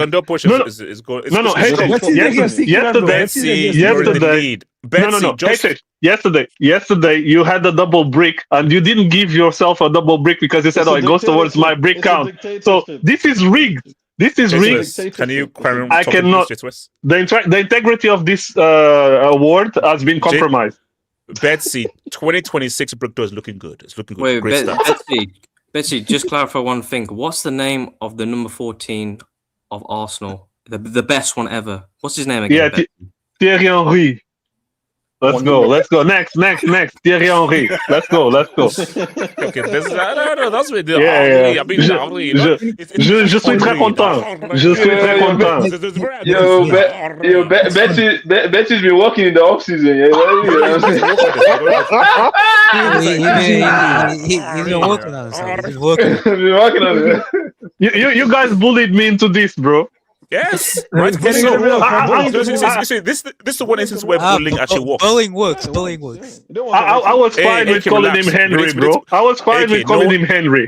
AK, nobody had milk from Stop bringing up my childhood traumas, man. Thierry Henry was working just fine, bro. Wait, hold on. So AK, if you see milk, do you get PTSD or no? If you see milk, I mean, if I see. That's fucked up. That's fucked up.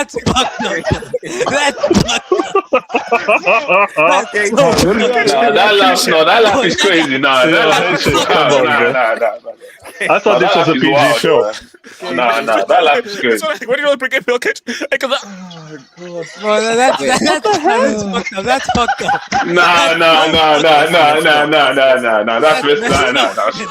You don't find that suspicious? Wait, AK, what triggers you more? Semi-skimmed or whole fat? No, that's alright. It depends on the source. Where it comes from. That's basically if AK's not focusing like. Jesus, I'm just saying. We're waiting for the season for Arsenal. But Betsy, is the quad on? Look, it's trembling, but the quad is still in the room somehow. Yes. Which quad? No, which quad are you talking about? Quadruple of second or quad? Okay. There's no quadruple of seconds. If we finish second this season, it's a 4-peat of seconds. It's not quadruple of seconds, bro. Guys, go school, bro. Go school.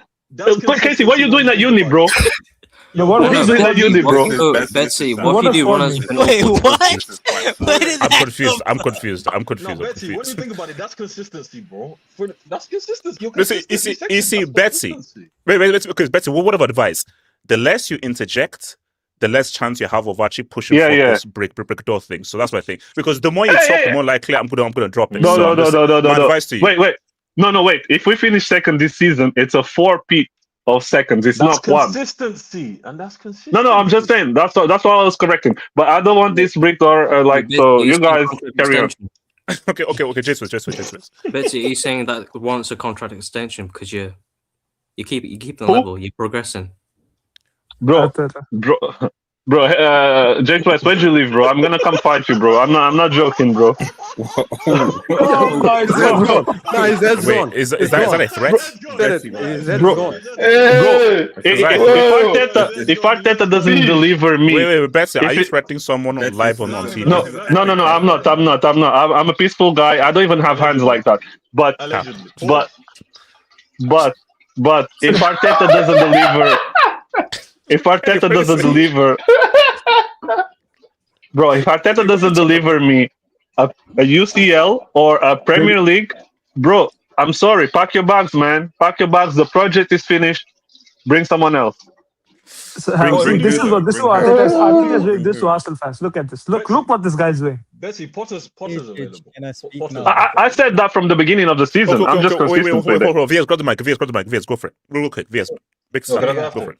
Yes. I'll keep it quick. So, Wolves have scored 18 goals this season and 3 have come against Arsenal. They are the worst attack and they scored 3 goals against the best defense. Oh, God. This league is worth. Oh, my God.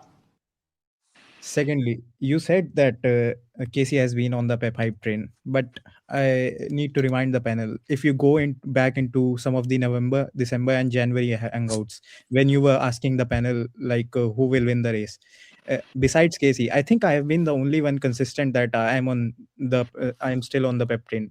There were moments in January. Pause.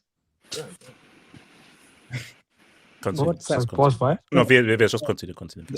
There was a moment in January when I thought that Arsenal will go into a double-digit points lead. They had a chance to make it 11 or 12 points, and that's when I really thought if they win another match and City lose, I might have to get off that hype train. But I just needed to state the fact that I've been consistent on the Pep hype train, and my GOAT manager is going to win the league. And third. By the way, yes. The guy in the middle said that Chelsea will finish above City. That's a lie. Yeah. He's lying. How many goals is João Pedro on? He's on 9 or 12. No, 10. He's on 10 and Haaland is on 21. No, 14. He's on 14. Last He's on 10, man. He's on 10. 14, yeah. Lastly, it was last week when I asked Money Maze the question. Now he's not here, but maybe I will ask the panel. I think I said that in the last panel that what will be the scenario where Arteta gets sacked before the end of this season. And before any of you goes, before you go, I want to say, if he loses the next 2 match, I think that's a sackable offense. And if mathematically City wins the league before the last match day, that's also a sackable offense for me. Impossible. He's not going to get sacked before the end of the season. He's not going to get sacked before the end of the season. He's not. Sackable. Sackable is if he loses to Tottenham, you sack him. No. If it's Tottenham and Chelsea, he loses both of those games. That's a sackable offense for me. And if City wins the league before the last match day, that's a sackable offense for me, considering how many times Arteta had the chance to go into double-digit points lead, or maybe kill off the race entirely and just pack it up early. Okay, so KJ, real quick before maybe just KJ go for it. As you know, Ramadan started today, first day, and I was trying my Shout best out Ramadan. I was staying off social media, IG, Twitter, all that. But my first Ramadan blessing came my way already in the form of Arsenal dropping points. HH, look, I'll be honest with you. At some point, we have to start looking at these players, because bro, Gabriel, that equalizing goal for Wolves, bro. If we're gonna have you invest the centre back in the world discussions, which apparently you are up there, bro. The HH, I told you, defensively they are much worse than they are compared to the first half of the season. And it's actually getting very worrying. At this rate, they're going to concede 30 plus, almost 30 goals? Actually, wait, hold on. Remember when discussions were had of them beating our record? 15. Exactly. They were, yeah. They can't keep a clean sheet to save their life. And then they conceded 3 to Manchester United at home. Exactly. And the thing with United is, the United one, I'll give them a thing, because how often does a team score 2 goals outside the box from outside the box and they came against you? That's an anomaly. That's not going to happen to you all the time. But granted, these are defender mistakes, and today was terrible. AJ, look, I think we have to question the. You're missing an important factor here. Yeah. David Raya, the second goal. Yeah, he won. He didn't even win a Golden Boot last year. 13 clean sheets. Sorry, Golden Glove last year. 13 clean sheets. Again, I don't know how good this guy is. He's a good shot stopper, but I feel like his decision making is at times leaves a lot to be desired. He's the hipster keeper. He's there because of No, bro, he's not tall. I think he's not even 6 feet. He's 5'11". No, that's cap. No. You're lying. He's 6 foot. He's 6 foot. He's 6 foot, I think. He's lying. He's lying. Wait, hold on. No, with heels. KJ, go for it. He's barely 6 feet. He's That's still short. So okay. KJ. Agenda aside, is this the turning point or wait until the weekend? No, wait until the weekend because City, bro. I still don't trust City to an extent. And, Me neither. Cheryl Tweedy. Come on, I love you, Cheryl. It's like, please. Will you be surprised if City drop points on Saturday? I wouldn't be surprised. I wouldn't be super surprised. And my last point, AJ, I know Icelandic Serie as La Liga has had some terrible football this year, some terrible performances. AJ, the Premier League's top team La Liga is blowing a to bottom of the table. Wait, hold on. So, we have to talk about football in general going forward because this can't keep going. Like, I'm sorry, like the quality of certain leagues is just. No. If Arsenal win this league with this kind of football, it's a bad advert for the Premier League. Let's be very real. bad. Who cares, man? Like no one cares about that. But that's true. I know. Wolves probably could give Juve a game. Hey, you know what? I hate that you're not. Hold on. Let's move. So shout out to your boy Hamza. Mans were trying to gaslight Money Mace on the last Hangout. I defend it. Kenny defends it. Drawing to Brentford is different from drawing to the Cops. I'm sorry. I have a question, bro. Where has Sergei Stepanov been, bro? Oh, he's gone. This guy said, don't get me started on that guy. No, Casey, Sergei Stepanov was sending dubs. He was sending slander when Arsenal were like 7 points clear. Since the last few weeks, he doesn't exist. Basically, he's done an hero. There was that one Hangout where there was page for him to come and also, where is that Eze guy? We're eating good. We're eating. Where is he? Eze. Do you know if Arsenal won the league? You know if Arsenal won the league? Of course they'll be back. Where's Nathaniel actually? He's not been here for a while. I don't care where he is. I actually. Oh yeah, well we need that guy over here, bro. I've seen him. I think like on good. Wherever you see him, keep him there. I don't want to know where he is. Thank you. We need him. We need Core. Okay, 9 points clear. 9 points clear, and City play Liverpool, and they're not beating Liverpool. See, you know what this tells you? No, this is why you have to like in life, right? You have to see something to believe it. Okay, so before the Liverpool game, they were 9 points clear. Yeah, because we had one game. Liverpool are going to beat them at Anfield, and Arsenal were then going to obviously win their game, and then it'll be 12. We won against Sunderland. We won against Sunderland on Saturday. This is our tweet here. Like it's all been done. See, after Connor, this I think was a key turning point. City beating Liverpool, and that United win. Because those two things were not supposed to happen. What was supposed to happen was at worst, it's a draw. And Arsenal beat United. At home, Arsenal they beat United. But the fact that City won that game and Arsenal not only drew, they lost at home. Psychologically, that I think Arsenal have not recovered from that. Also, they've not recovered from that against the manager that was literally there for 10 days. So they were supposed to win that game. Come on, no. Arsenal was supposed to win that game. Can I just ask a quick question? Where would this Wolves side finish in the Serie? Top four or fourth? No. Top half. Europa League is. I think they might give a competition to They're getting conference. They're sneaking conference. Okay. We beat Everton and we're 10 points from Arsenal. Plus Ramadan Ahmad means he's turning into Messi. Ramadan Ahmad. Someone needs to put an end to this United thing, man. Oh my god, this is going on. Ramadan. Do you hate everyone, bro? Is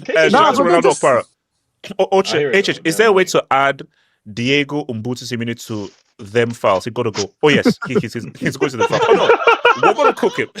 Wait, I thought Atletico win today. Did they lose? What happened? No. Oh no, They drew. No, they drew 3. Magpies, we'll get there. We'll break it down. We'll break it down for you. We'll break it down for you. We'll break it down for you. Shout out to your boy Hamza. Ramadan Mubarak, KJ, Barry, AK, and Money Vase. Shasha. Barry? So promo. Wait, Arteta playing when the Spurs go marching in. When the Spurs go marching. Wait. Yeah, I'll drop it. You know, like AK actually likes singing a lot. Like whenever there's a song, AK is the guy that can. Wait, AK, were you ever in the choir? What's wrong with that? AK, no, it's good. No. Yeah, wait. Hold up, AK, we're in the choir. Oh, that was like 8 years, 9 years. That Okay, that's makes cool, yeah. sense. Now it makes sense. Now it makes sense. Now it makes sense. No, he can hold it. Wait, have you heard his red nose reindeer rendition? Yeah, it was good. It was good. No, it was good. Wait, And also, I Yeah, didn't know that's there good. was That's actually good. an extra verse. I didn't know there was an extra verse. AK, did your voice ever break? Was it the same as primary school? No, it was higher in primary school, I believe. That's crazy.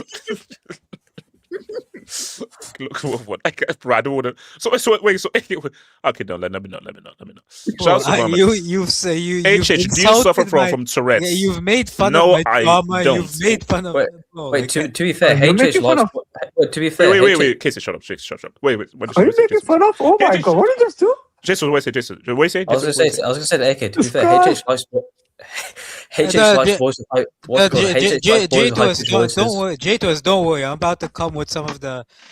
Yo, Nigeria is an easy Okay. back to punch. So Okay, I'll always. That's nice. Okay. AK, I apologize for Is everything he you lying say. though? That Nigeria. And I believe that everybody with their high-pitched voice is a lovely person. So, Wait, Bro, I got HH, so don't you much- ever I think got so boys much with high pitched AFTV. voices? We got so much AFTV crash outs to watch today, man. This is gonna be good. No, League bro, Ghana, guys. bro, League Ghana. No, guys. After this, I'm heading to Arsenal Reddit. Guys, if you want great reading, sit back, Super Malt, Arsenal Reddit. Bro, I can't wait. Hey, Oh, shout- no, bro.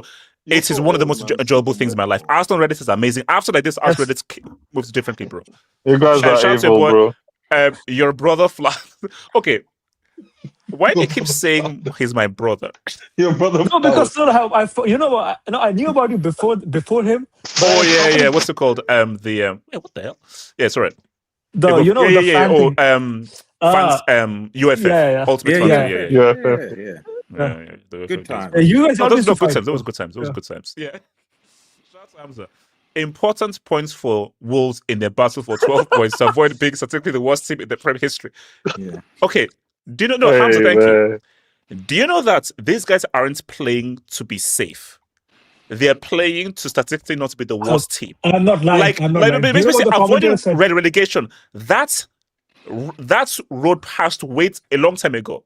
No. How? It's a commentator. I don't know who it was. Like 2 minutes after they scored their second goal, Wolves, he said, I think the fan believes. Like, I think they believe that they might stay up. Like, Stop it. Stop it. he said that. At 95th minute, he said that. No, guys, seriously.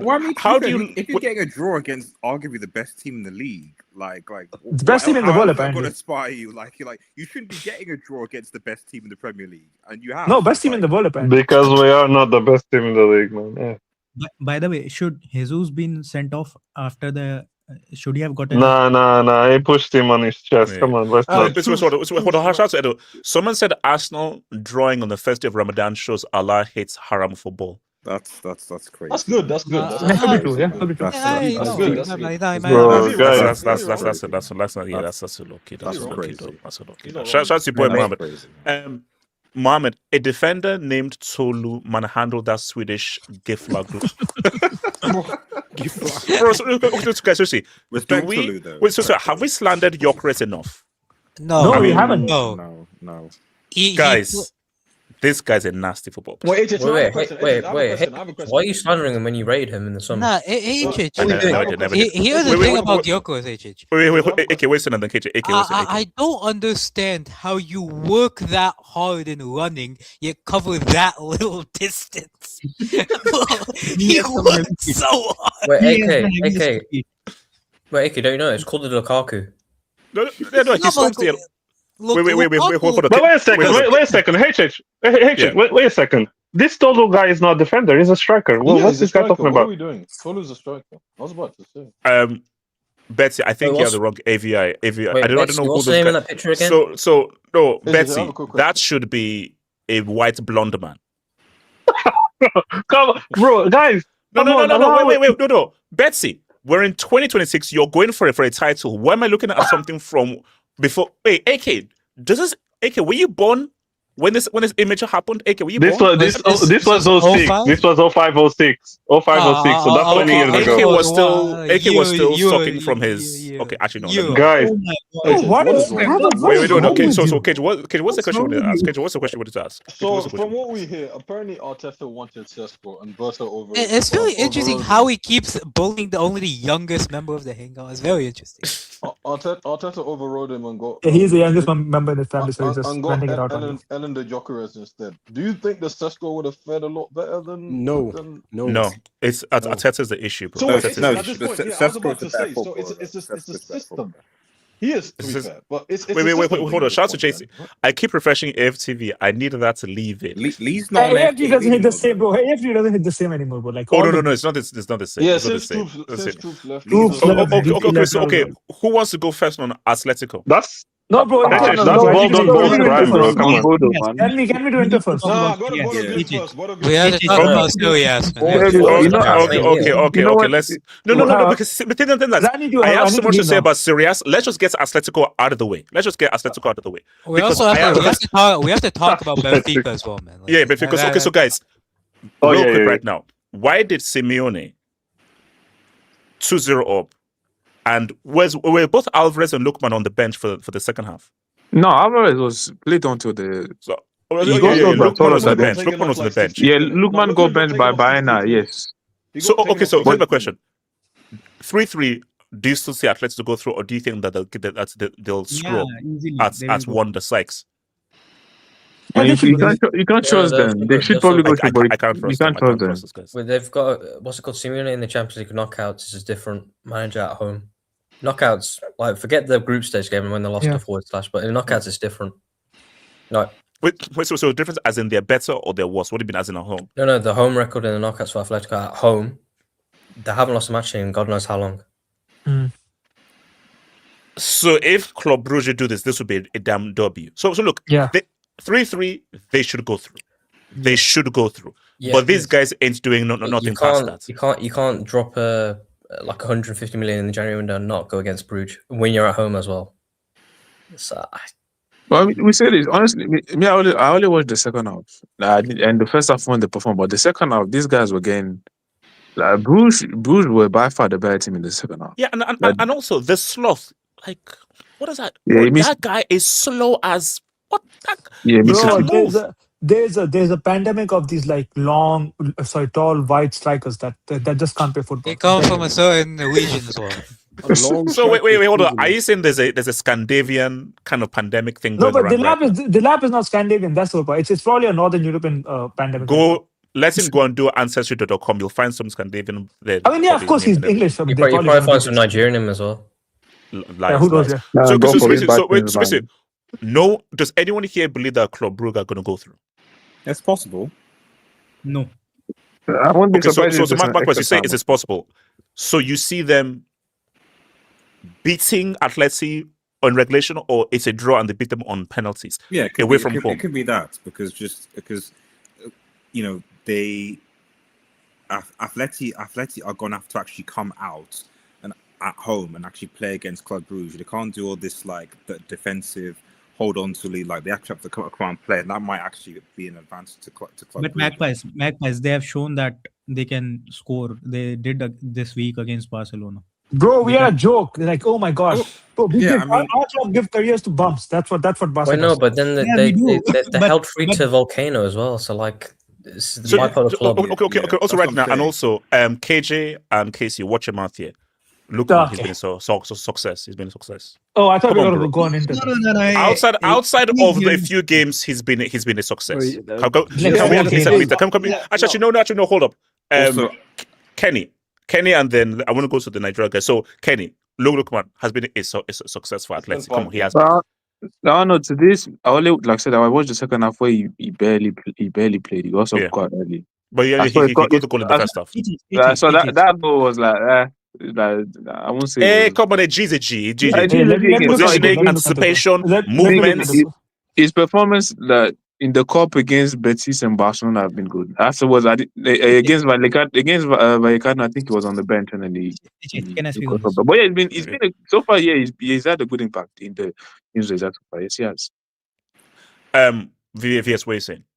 So for success, we will have to have a greater sample size. For we have to see him for a full Sample size is season. overrated. No, but he has been impactful. Like he has I think 4 goals and 2 assists, something like that. But he has certainly been impactful. But success and impactful are two different things. But what Atleti needed in January window, like any club who signs a player in January window, they sign them for impact, and he has certainly delivered that. So last thing, if Lukman, so before it comes to back, if Lukman leads Atletico to the very first UCL, no one, man, drop a break. You see now, what did he say? Lukman leading. If Lukman leads Atleti.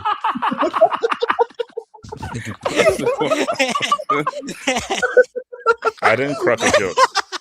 I'm going to finish my sentence. If Lukman leads Atletico to the very first UCL. Wait, who? Wow. Okay. All right. Okay. I'm gonna start meeting guys. So if he leads us to the very first UCL, where do we rank him amongst the greatest ever players of his generation? Okay. All right, Mark Price, can you take the mic, please, and everything? Okay. To be honest, HH, I'm thinking of the reverse thing in the sense that I'm more concerned that if come next week, Lukman has a disaster class at home. I won't be here. I know what I'm saying is I'm worried about what's with certain recent events. I'm worried about what could be said. So you know that Atleti Ultras as well. Yeah. Okay. So Mark Pies, based on yesterday's events, why would you go there? Why would you even go there? ODS, he's saying he's gonna get the Vini treatment.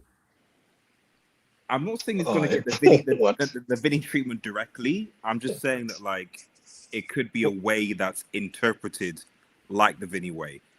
So I'm just hoping for his. But here's okay. How about we don't put that into the universe and we believe that our star boy, one of the best African players of the last 30 years. 28-year-old star boy. Let's just hope that our star boy, our young rising talent. If he does this. Quick match. I don't know where you're laughing at, bro. If he does this, guys, I'm gonna move different. You're moving like this man. You can't call him Jesse Lingard a star boy when that guy was at 27 or something. No, Casey. To be fair, I'm not sure to be no star boy. What's it called? No, guys. No, guys. I'm gonna remember people in the streets and how you guys have read all this and everything. To be fair, 28 in Nigeria is quite young. Chronicle, I'm gonna remember this. As well. But HH. Noob, I'm going to remember this. Anyone who laughs, I'm going to remember this. HH, aren't you at least a little bit worried that if he has a disaster class and Here's the thing. Okay, Atleti have worried. According to Casey, Atleti have this amazing record at home. Okay. So if they lose, it will be shocking. Yes. And we don't want that to happen. And they want to find someone to blame. And now, speaking from one brother to another, when a bad incident happens, quick punch. I don't know what's so funny about what he's saying about a black man being blamed and everything, because I can tell that you're a non-white man. So you laughing at this makes me look at you differently, bro. I don't want to hear I don't want to hear anything from you and everything. Magpies. Magpies. Yeah, usually they. Would you know, Magpies? Would you say you're a glass half empty or a glass half full kind of person? Glass half empty or glass half full? I'm a realist. And after certain recent events recently that have made us more aware that these things happen, I'm just worried that if somehow he has a disaster class at home, they'll try and find a scapegoat, and they don't find scapegoats for pale skinned folk. You know that you won't identify scapegoats there. You find scapegoats from someone who doesn't sound, the accent is a little bit kind of different. You know, why weren't you doing your job type of thing. Magpies. Wait, Magpies, can I ask you a question? I mean, this is. I mean, I'm appalled. I'm actually Magpies, appalled. can I just ask you a question? Yeah. I'm just putting a scenario out there. And I'm HH, going to remember how everyone just actually. Wait, HH, you can answer this as well. No. Wait, J Swiss. No, I can't. No. HH. What if Atletico and Club Brugge go to penalties, and Look, it's 4-4. Club Brugge may get 5-4. Lookman holds the ball. He walks to the penalty spot. Don't. And he blasts it. Oh no! I thought you were going to say Ibrahim. No. Well, he might do the Panenka. He might. But what if he misses? No. It's Ibrahimka. It's Ibrahimka. Because if Lookman does a Ibrahimka, what if he misses the penalty and Atletico go out? Lookman don't have the point in his career. Look, listen, he's not stepping up to taking penalties. That's what happens. So there'll be certain fruits that'll be thrown on that field. I can tell you what would happen if that happens. Okay, you know what? I think no. Okay, so here's no. Here's the thing. I thought that. No. I miss everyone like that. I wanted to have a positive discussion, and it seems as if this panel, want to have a positive discussion. So you know what? Screw you guys. Nah, I'm going to move on. And no. All of quick question. You were laughing, so I don't want to hear it from you. What's the question? Don't allow Lookman to ball in this UCL. If he balls. No, AJ, look. No, AJ, look. I think we did say. AJ, I think we did say he's. AJ, he can play. AJ, we did say that he can. AJ, mute Escape. Mute this lot. AJ, I think we can all say that he's a level above Atalanta, right? And the thing is, Atleti are not very good. They improved them up front, yes. But the thing is, if they do end up crashing out in this round, right, or in the next round, let's say, like, it won't really be down to him. I think more than anything else, their defense is pretty bad. I think that's a bit more measured thing to say. But KJ, what if he misses a crucial penalty? What are we saying then? I mean, look, players miss crucial penalties all the time. Like, come on. No. He's the only one that misses the penalty. KJ. Okay, quick punch. Nah, HH, I'm with you. You know what I'm saying? We both have. No, you were laughing. We both have the black hoodies. I'm putting my shades on real quick, actually. Wait, I think can I speak a look? We're in the same path. We're in the same path. So here's the thing. Wait, hold on, quick punch. Are you saying black hoodies matter? Listen, this guy's crazy. I'm sorry. Check the West. You're a dumbass. Quick punch. What do you say? So yeah, I'm with you. We're on the same path. Lookman does it. Go Niger. So look, right? This is a disaster. Now, is that the correct handle? Here's the beautiful thing about that. Not. So in celebration of Lookman winning the Champions League, I hope we nominate Mbappe Class A, because then that would mean 2 years. So that's tough. I don't know how this turned into like a slam. I was actually being serious. Speak on Lookman, please? Can I speak on Lookman? AK, no, you can't. Fair point. No, you can't. Can I speak? No, AK, no, you can't. No. We're moving. No. We're done here. So, can I speak and look away? No, I said no. You can't. All right. So what did you expect? Look away, man. Look away. What did you expect? Come on. Look away is crazy. Look away is nasty, bro. What? Man, you know the funniest thing? You know the funniest thing? This guy's been bullying me about. This guy been bullying me about getting poured on by milk, my list, and everything like that. The moment I start going at Lookman, this guy gets so angry. Okay, you gotta be better than him. He doesn't know. All right, so guys, okay, here's the thing. So this is my promise. This is my promise. This is my promise. Go on. I told you Bodo had something for me. I told you. It's true. Kenny didn't say that. But Kenny, when he said that, I just dismissed. I was like, come on. Kenny was right. Wait, hold on. This is right. Guys, this is a promise. I actually need to look at who's the current wing in the academy. So guys, here's the thing. If Inter and Juve, okay, let's just go with Inter. If Inter don't make it through, they will officially be called AC Milan until they win the UCL. Officially. Like that will be the official name. I don't know if you're gonna be alive to see that, man. That's the long. No. So they will officially be called AC Milan until they win a UCL. And my thing though is, I triple dare them to make.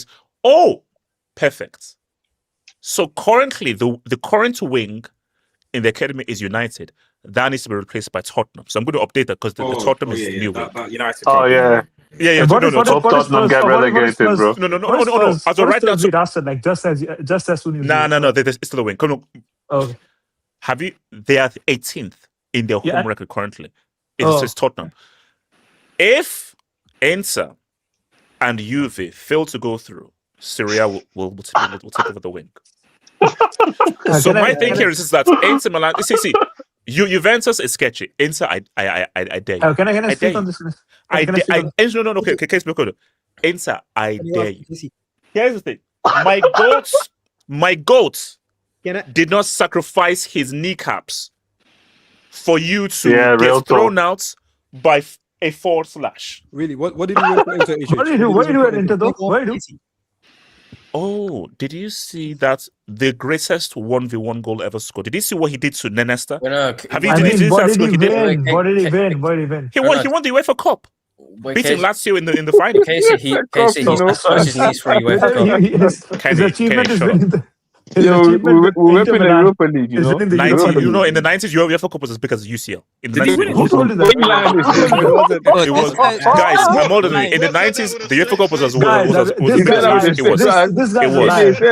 was the equivalent. Winning the UEFA Cup was equivalent to winning the UCL. 100%. I know you're older than us, but you know internet exists. You can't just lie to us blatantly like that. You know? No. It's not internet. You have to be there. You went there. It was winning the UEFA Cup was equivalent to winning the UCL.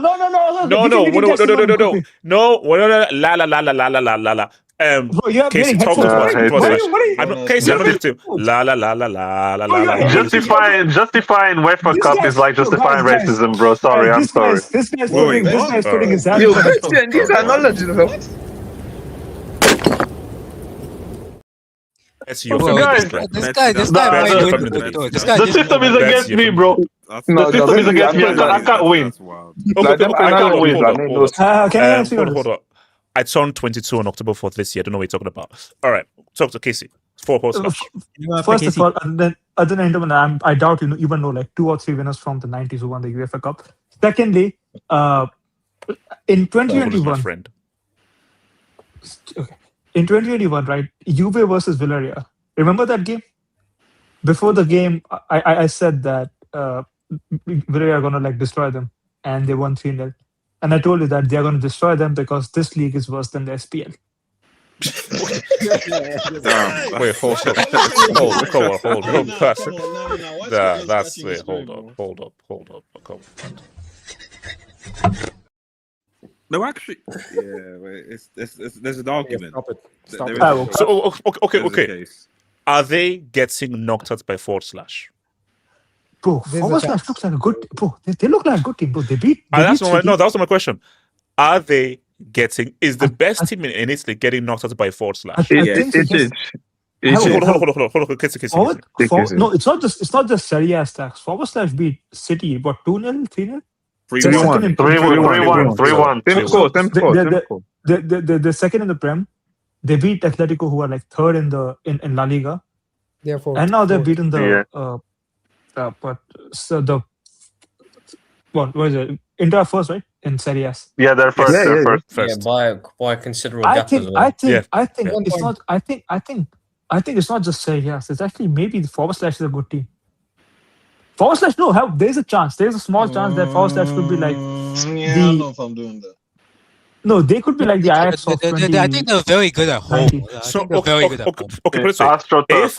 If forward slash go through, is this a massive L on Serie, or let's give forward slash the bigger L is the bigger L is Galatasaray. Yeah, that was bad. Yeah, that is a bigger because I think forward slash might be. But Ghana's a better team than. No. Yeah, Galatasaray is a better. Yes. No. Actually, no. I don't know. No. It's a bigger. No. Obviously, it's a bigger. There was a loss.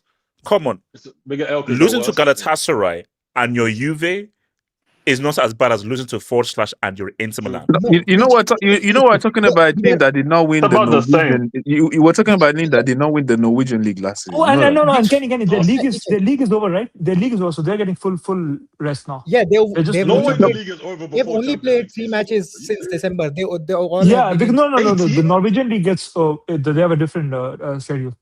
Yeah, they have a No, but different that's actually schedule. good for This them is because they're dark. not playing any This is games. darkness.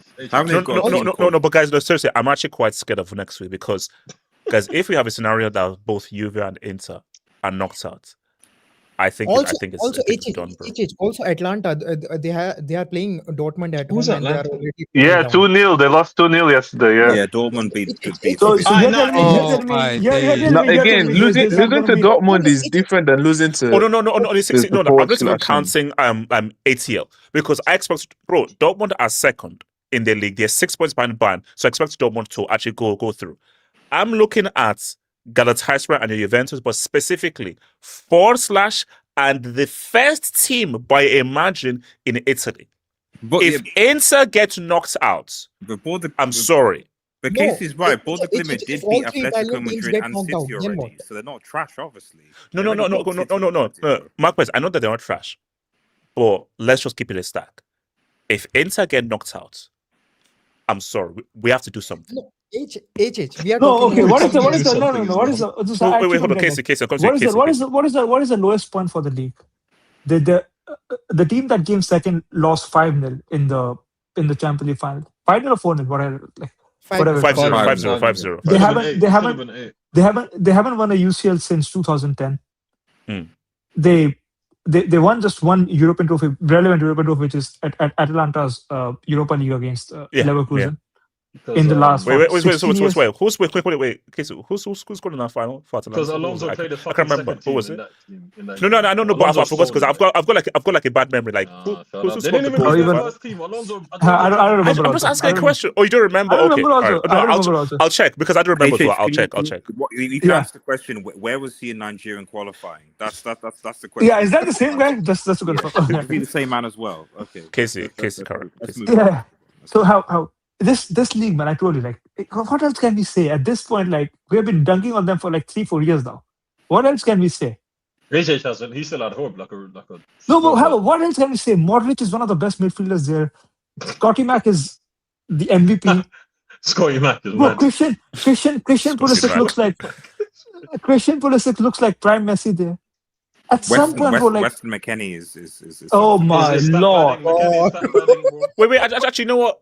I want to have a balanced thing because this guy has been repping this league. It's not possible. You can't do balance. Wait, quick match. Can you? No, but that's like okay. No, but that's like having balanced debate on like Nigeria in football right now. Like there's no balance there. Yeah, it's one-sided. I've warned you in 2026. Any anti-Nigerian slander is a straight yellow. Even Nigerian football. Yes, even football. Yes. Oh my god, that's gonna be hard. That's actually gonna be hard. Quick match. Defense. We might be in the World Cup case. No. Quick match. Come on. Inter will go through. I mean, Juve. I don't know about 5-2. Come on, they'll make it through. Well, I mean, we only got to look at what you said yesterday in regards to Mbappe dropping a brick versus Benfica, which is the tie is not done. So the Bodo Glimt one, I'll say that for the tie is not done. The Galatasaray one though that's the one where I think it might be actually done. Like if Juve, here's the thing. It might. There's a small chance. No. If Juve gets 2 early goals, it's 5-2. They're conceding again. Are you really that confident that they will not concede a goal? A team that conceded again, it's UCL. Anything can happen, bro. UCL night. It's got to be quick match. I want to shout out to Jens Peter Hauge real quick, which is the left winger for Bodo Glimt. The reason why is because this guy played for Milan in 2021. Yeah, and then he was at Frankfurt as well, wasn't he? No, he got sold to Frankfurt and somehow ended up back in Bodo Glimt, which is where he came from Milan. Came from to go to Milan, which I don't really understand because I always saw the talent. How players like Garnacho, Gittins, Madueke, all these bums still around, even though we know they're trash. Oh God! But again, Hauge. So quick match. You are saying that Serie deliberately sold a talent, even though they knew he was talented.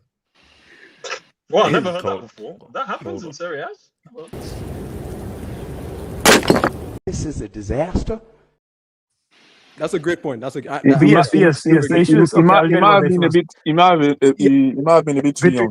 You know what I'm saying? He was an academy player at 20. Wait, hold on. So, quick one. Do I have your assurances that Inter are not going to embarrass the Italian league? I need assurances. Your question should be: are they going to embarrass the Italian league again? Because again, 5-0. True. Oh yeah, yes. Once again, it should have been 8. Do I have assurance that they won't embarrass the Italian league again? Yes, you got my assurances. They're not going to do it. That's what I need. Insurances? Assurances. I don't need insurance right now. BS, what do you want? Talk to me. Because you're rich, right? So we are talking about Serie A as a whole, the league as a whole. No. Do you believe Inter are going to turn it around, being 3-1 down against /? Well, you can slander Serie A as well if you want. If I'm being honest, there's a chance that if / scores an early goal, that this tie is done very early into the match. Because for Inter to win, they have to score 3 goals. Like all win in the 90 minutes, they have to score 3 goals without conceding any goal. If / has a chance, maybe they draw or maybe they get an early goal. And then I saw the match. They were very organized defensively. The coach, I think he has done a fantastic job in the 3 matches against Atletico, City, and Inter. They only conceded 3 goals and I think scored 8 goals. So they are an organized team. If they score an early goal and then they can hold out throughout the match, there's a chance. I give it a slightly in favor of Bodo Glimt, like 51%. There's a chance that it's slightly edging towards them because they already have a 51% support / against Inter. Yeah, they're winning by 2 goals. What's wrong? I know, but Inter are at home and they're top of the Italian league and they are the finalists. That doesn't mean anything in 2026. Top of the fucking Italian league. Who cares, man? No one cares about the Italian league. Talking about some top of the Exactly. Who's their competition? Both of you guys bullied me for having a high voice. Look how high your voice just went. Our voices don't sound as high as you need that. You need that Steelers coach meme. Exactly. That's what you should get. That's what you get, man. That's what you get. I was trying to do a high pitched voice. Every time you mention person in Serie, we need that "we do not care" meme because no one cares. I'm trying to tell you right now. I've seen you rep Serie A lot for its competitiveness. Like it's very competitive. The teams are nostalgia type. Okay, look. It doesn't matter. My thing is this: I'm a nostalgia merchant. I grew up with the Serie A. Okay, it's hard for me to let go. I'm sorry. I'm a nostalgia merchant. Sue me. Pull up my idea. Okay. People in future, the younger generation, are gonna ask me, "Was this guy really good?" I don't want to live in that world. I don't want to live in that world. Wait. Hold on. VS, hold on. VS. Any young'un that says that. Okay, I cannot actually promote child abuse. Any young'un that says that, just tell them. Hold on. Yo, KJ. You think we can apply the same argument for R9 in Serie A? Like we just apply the quality of today and then apply it for. You know that can happen. Casey. Next. Right? Casey, what's the next word for you? You know that can happen, right? Bro, he did it in Serie A, man. Who cares? The way we in the 2010s why do you think bringing his show I was gonna do anything? Think about it, right? Think about it. The way we in the spirit of the knees are in that shirt.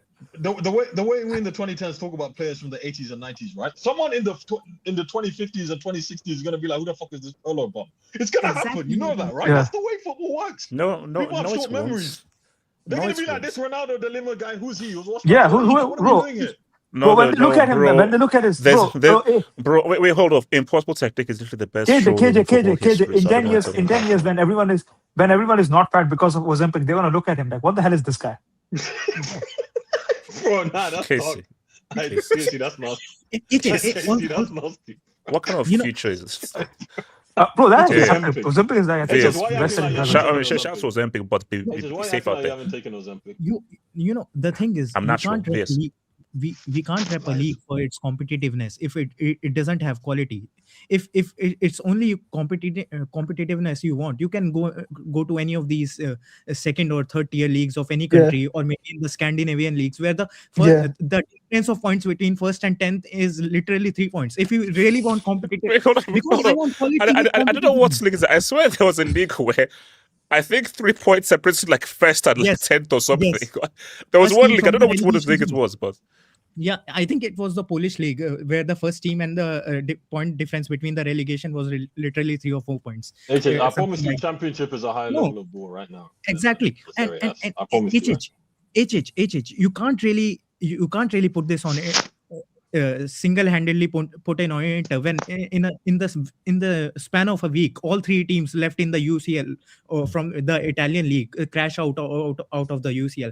You have to take the league as a whole. They are the representatives of the Serie. If majority of them are crashing out of the UCL in a week, like, you can't be just that, but Inter qualified, so it doesn't have to be serious. It's serious. Yo, Casey, yo, VS, can I ask, where would Super Frank Lampard's Coventry finish in this series? Oh my! Because they're doing well. No, basically, this convo has just convinced that Inter, you're under pressure on Tuesday.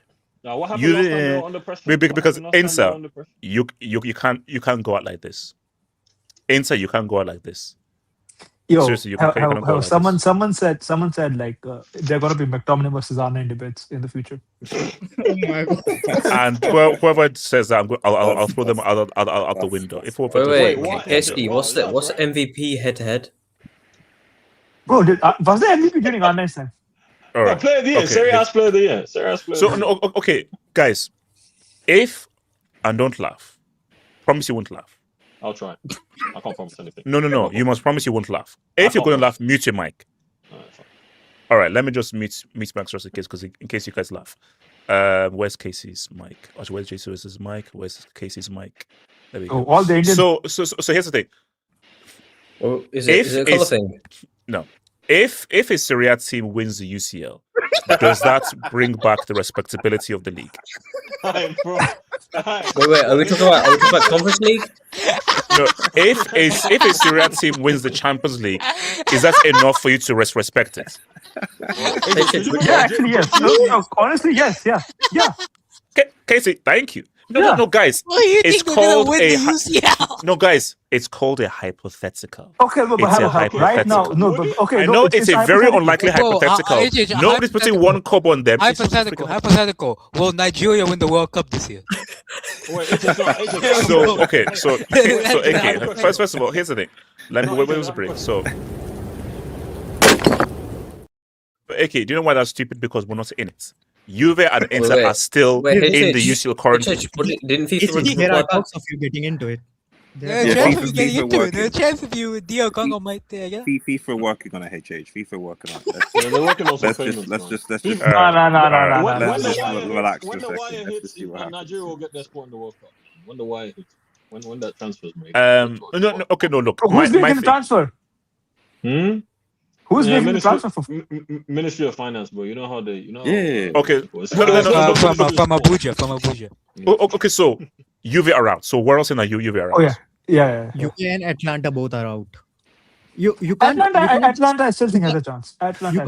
No. 2-0. It's 2. Because I think Dortmund will score. And Atlanta not scoring 3 goals. I think Dortmund. No, but Dortmund away are not that good in Champions. Yeah, that's no. They're not. Basically, put it this way: I think they'll lose 2-1. They're not good, but they'll still beat Atalanta. Yeah, that's basically. They will lose. I think they lose 2-1. They lose 2-1. They're not that far off this Super Bayern team they're talking about. They're only 6 points off Bayern. Yeah, they're only 6 points. Like Dortmund, I expect them to go through. My thing is, bro, all Galatasaray need to just score once and it's over. They just need one goal. Real, yeah. And it's over. I didn't watch the game. I didn't watch the game. But is it true that in an all-you-can-eat buffet, Osimhen didn't score a single goal? It was everyone eats game except for him. And also, so after that as well, his team won 5-2, and he was complaining and arguing with his teammates after his team was won 5-2. On this, Osimhen literally created 2 goals because 2 goals were literally because of him. I think VS, no, VS, I'm old school. if I'm a striker and my team scores 5 goals and I don't eat once, I've failed at life. I failed at life. I'm sorry. Yeah, you know, this is so That's funny considering the way you talk about Haaland. This is so funny, man. This is hilarious considering the way. Oh, no, okay, look, Inter Milan don't. Okay, just round the room. Inter go through. Fuck no. What's it called? Quick says they go through. KG, do they go through? Do Inter go through? VS, do they go through? Inter, do they go through? VS. You know, stand on business. Nah, stand on business. You're standing in Serie A a second ago. Stand on business. Stand on business. No, KJ. My thing is, like, I am standing on Syria as a whole, but There's not much to stand on. HH is literally counting only on Inter's result and ignoring the other 2 teams from the Series, those representatives of Series. Like, we can't just be no, because my thing is that my assumption is ATL and Juventus are pretty much out. So my belief is that all hope rests on Inter, because I'll be surprised if Juve. Basically, I expect Inter to go through. I'll be surprised if Juve and ATL go through. AJ, why are you forgetting that the reigning champions got knocked out in the group stages?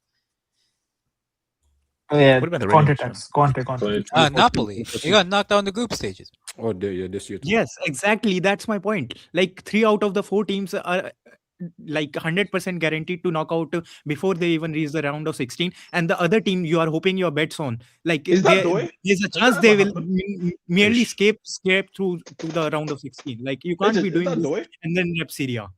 Wait, is that Doi? Is that ever? So hold on real quick. So shout out to your boy Hope Analyst. We are football fans, not woke fans. If Messi was a racist or a rapist, how does that affect me or his football legacy? He's still the GOAT no matter. Okay. Why is this so? Where did it come from? What? I have no idea where that came from. It goes with the name. Okay. So hold on. So real quick at this whole thing. Before we get out of here. So you've seen the Benfica statements. Yeah. What is that? I haven't seen it. So Benfica released a statement saying that, like, based off of the distance between number 25 and Vini could not have had what's number 25. Who was right next to him? They think What's people it are called? dumb. The shirt. No. I think they think people are actually generally stupid. Yeah, they think. They think that people are generally stupid. No, your brother, your Flowers actually brought up a pretty good point, which is that as soon as Vinny went to the referee, right? Yeah. This, what's his name? Preston, whatever. Like 25. Just call it 25. Just call it number 25. Yeah. This guy got scared and he started shouting, "What did I do? What did I do?" Because, I mean, how does he know that Vinny is complaining about him? Well, didn't because he he was pointing at him when he was going to the ref, so he might. But VS, how does he know that? No, but VS, how does he know that he's pointing out, like, about racism? Because, like, he got scared as soon as he went to the ref. No. Basically, which leads to the point that he has to be guilty. Because if you know you said something racist, then Vinny then sprints to the referee and then points at you.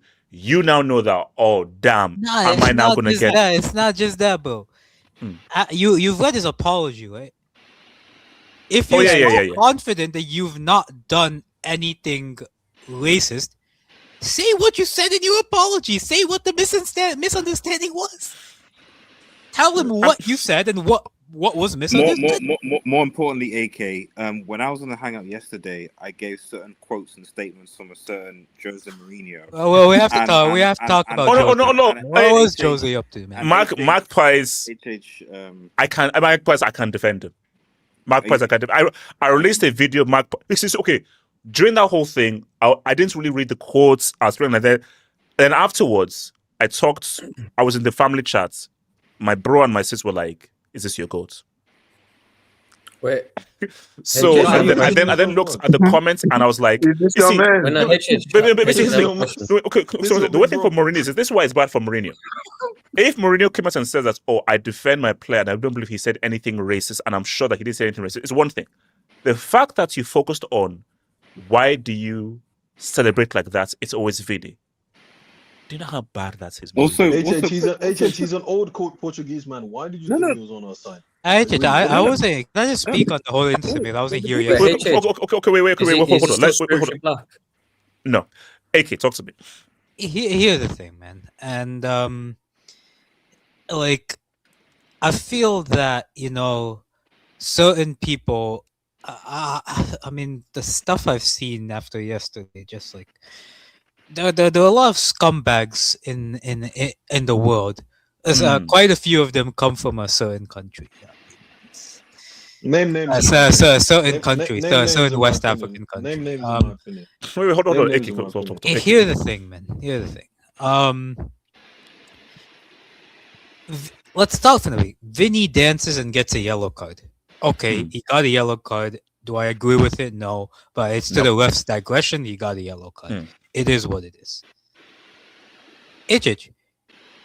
The amount of people that are calling Vinicius Jr. soft and provocative for getting angry at a racist comment is crazy. I don't think bro, no, because people actually think someone deserves racism. No, AK. This is the key thing. We live in a footballing world, not the real world. We live in a footballing world where we are normalizing racism being an appropriate response for being provocative. No, so those people calling Vinny say, no, Vinny, you're soft because you should expect racial abuse if you're provocative.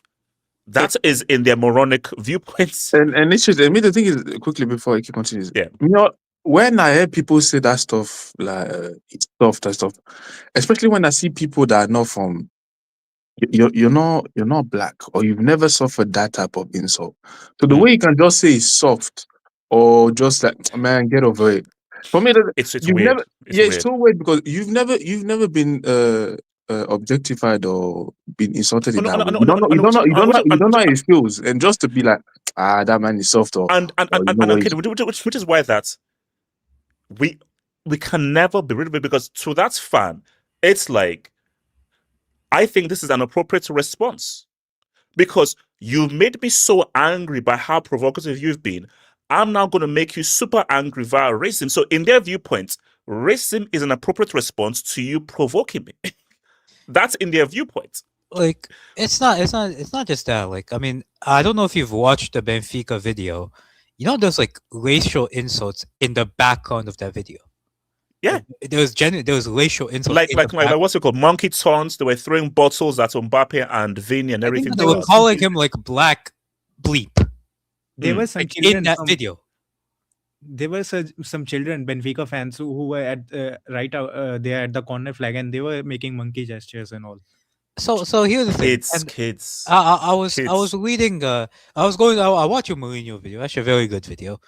And I was going through the comments, and one of the comments I remember it said "Oh, Vinicius is too soft. He's too much of a crybaby. He can't react to this racism. He can't react to it. He has to almost ignore it and take it on the chin." That's what they said. I'll ask you this question: Who is soft? The fans that get provoked by a harmless dance and a little juicy gesture, or the guy that literally is being called a monkey straight to his face? Oh no, but that's what people don't understand. No. Okay, that's a bit of everything. That fan believes that provocation is actually a lot harsher than racism.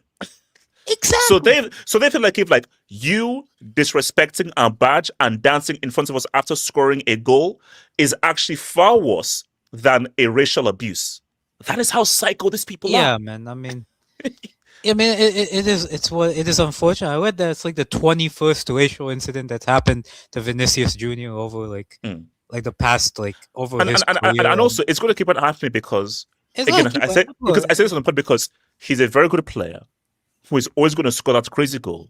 He's dark skinned, so he's a very easy target to be like, I'm pissed off, I'm angry, racial abuse. It's gonna keep happening because one last thing. He's ugly. It's going to.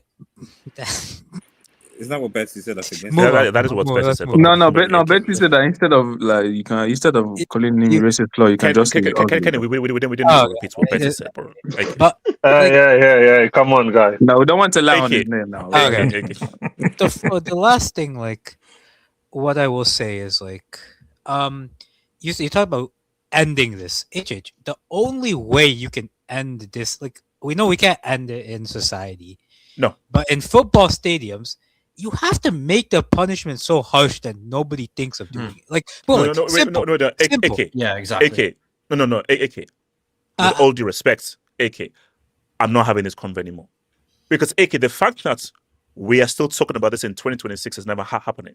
And the reality, and the reality is, the people at power, they don't take racism seriously. I'm sorry. Because AK, again, I that's how you take, but that's how you make racism serious, though. If you hold these people accountable, like prison time. Chronicle, we've been saying this for over 20 years and nothing has changed, which means that nothing will ever change because the people in charge don't view racism seriously. No, guys, I remember since the 90s, from Lazio and what Lazio were doing and all this kind of stuff with what Stoichkov said to Desailly and everything. So since the 90s, we've been having this, and we're now in 2026. Sorry, nothing's changed. No, it's not. It's a very simple. It's a very simple response or solution. If any person, it can be one or two people, is found racially abusing someone, you're playing in front of closed doors the next game. Simple. Like that's all you can do, man. No, but we've seen that like, in some of them certain like East European countries, that stuff has happened. But if you ban them, there's certain places, Kenny. There's certain places where we have no hope. No, but that's but that's something. Enrique, that's what I'm saying. If that happens, like, they're going to get banned for one game. My guy, next time, I'm saying but that's something. Playing the game.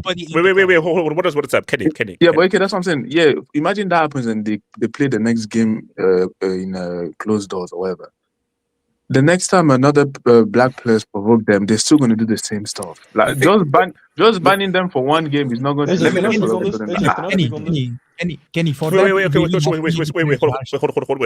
So Kenny, have you viewed? Then I'll go around the room and KJ then VS. Kenny. Can I speak after the Kenny? Yeah. You know, like I said, like, and that's the thing. I feel like a lot of people are focused on the player, not even talking about what the fans as well were doing themselves. Because I didn't even know. Yeah, the focus has been so much on the number 25 that no one is even talking about what these fans were doing outside, not the racist law, and even throwing stuff at players. Again, that this is happening, and like, we've seen that happen way too many times. And honestly, for Vini, that must be jarring because that stuff happens with Vini so many times. As a player, honestly, as a player, you must take a toll on you sometimes because. No, because Kenny, the answer is when you score, just go back, hold your head down, and just quietly run back into the center circle and play again. That's what they want to do. Yeah, do the Kante. Because Kenny, what is it called? It's called a celebration. You're celebrating a goal. What they wanted to do is celebrate, but don't celebrate. Celebrating the person. No, it's called a celebration, which means that I'm celebrating me scoring a goal. That's what you do. Yeah. You celebrate how you celebrate. To be honest, I do feel like some of the players, me personally, like Vini, I think that what he did at first, like, I feel like he should stick to it. Like, as soon as the racial abuse, just go back to like the bench or go back to the dressing room. And maybe when that happens and like you have to stop the game, maybe that's when people might start people. I think people might start realizing, you know what? If he just stops that game there and then, I think maybe some people will start to like understand a bit more because I feel like that. No, because the issue is that every time stuff like that happens, we're like, cool. There's a stop for like there's a stop for like 5-10 minutes. And then every time we ask the player, just touch you up and go back to playing. I think something that we're missing here is something we don't want to admit. Something we don't want to admit, and we're trying to go around the point. Football culture has normalized the racism in stadiums. Oh yeah, and we just don't want to admit it because we're like the fact that in 2026 we're having this convo is football culture has said racism is part and parcel of being in a football stadium. They've normalized racism. Football culture rewards almost. Football culture almost. I always say football culture, social media, football era. It rewards degeneracy. Yeah, it doesn't reward being educated. Exactly.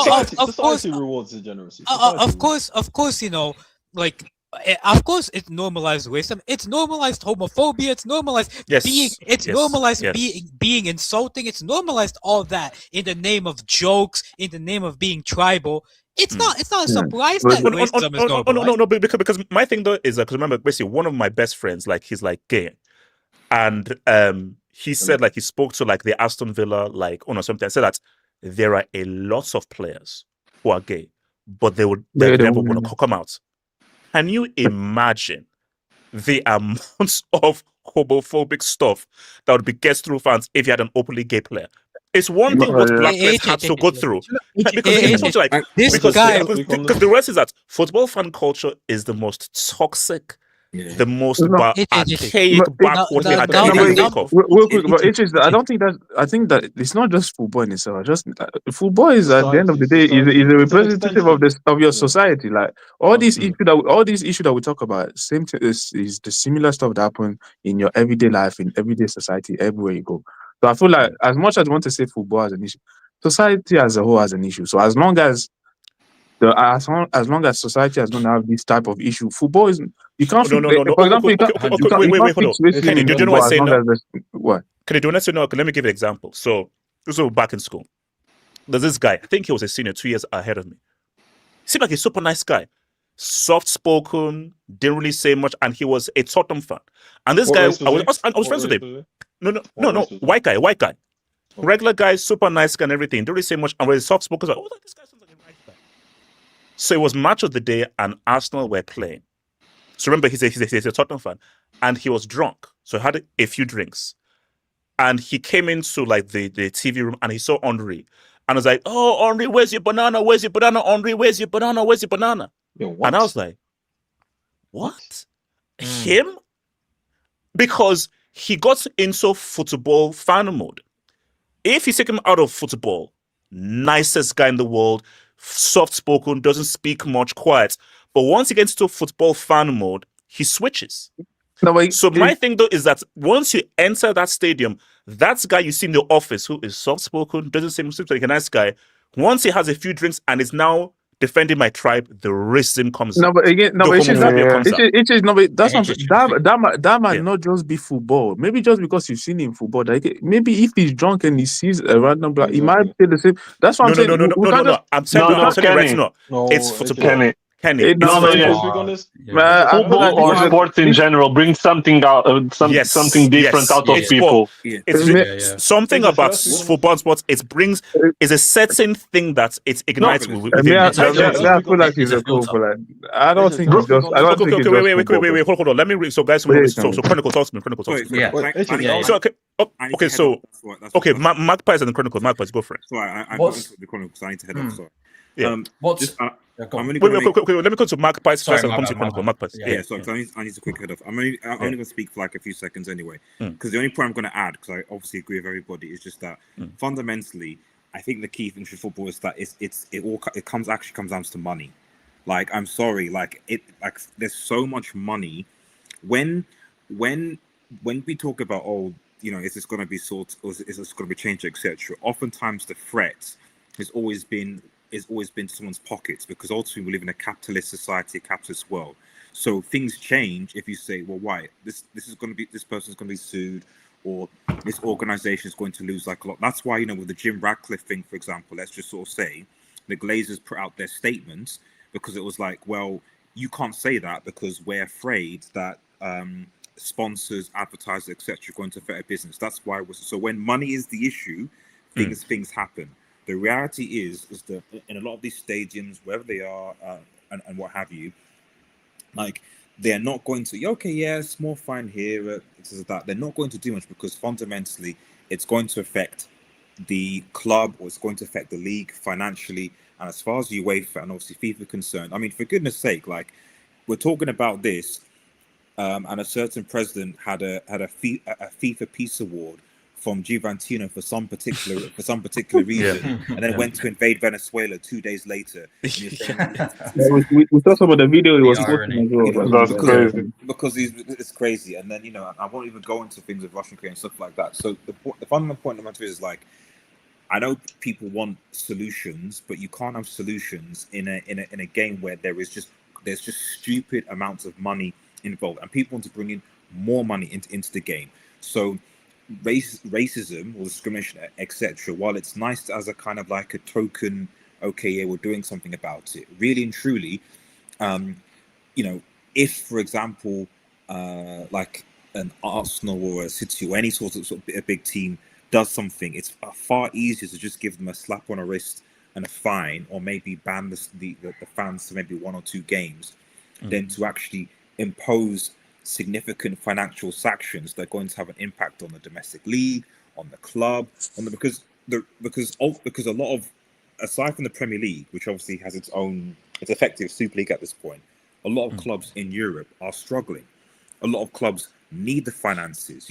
All the heads of the respective leagues need the money from UEFA. They need the money potentially from FIFA, that certain countries. So I'm saying this all to say that because a lot of these clubs, a lot of these confederates desperately need the money, they're not going to impose sanctions or fines or things like that are going to disrupt that, because fundamentally that's the most important thing. It's not about whether we want to make a footballer who happens to be black comfortable in our stadium. It's how much money is actually coming into the club.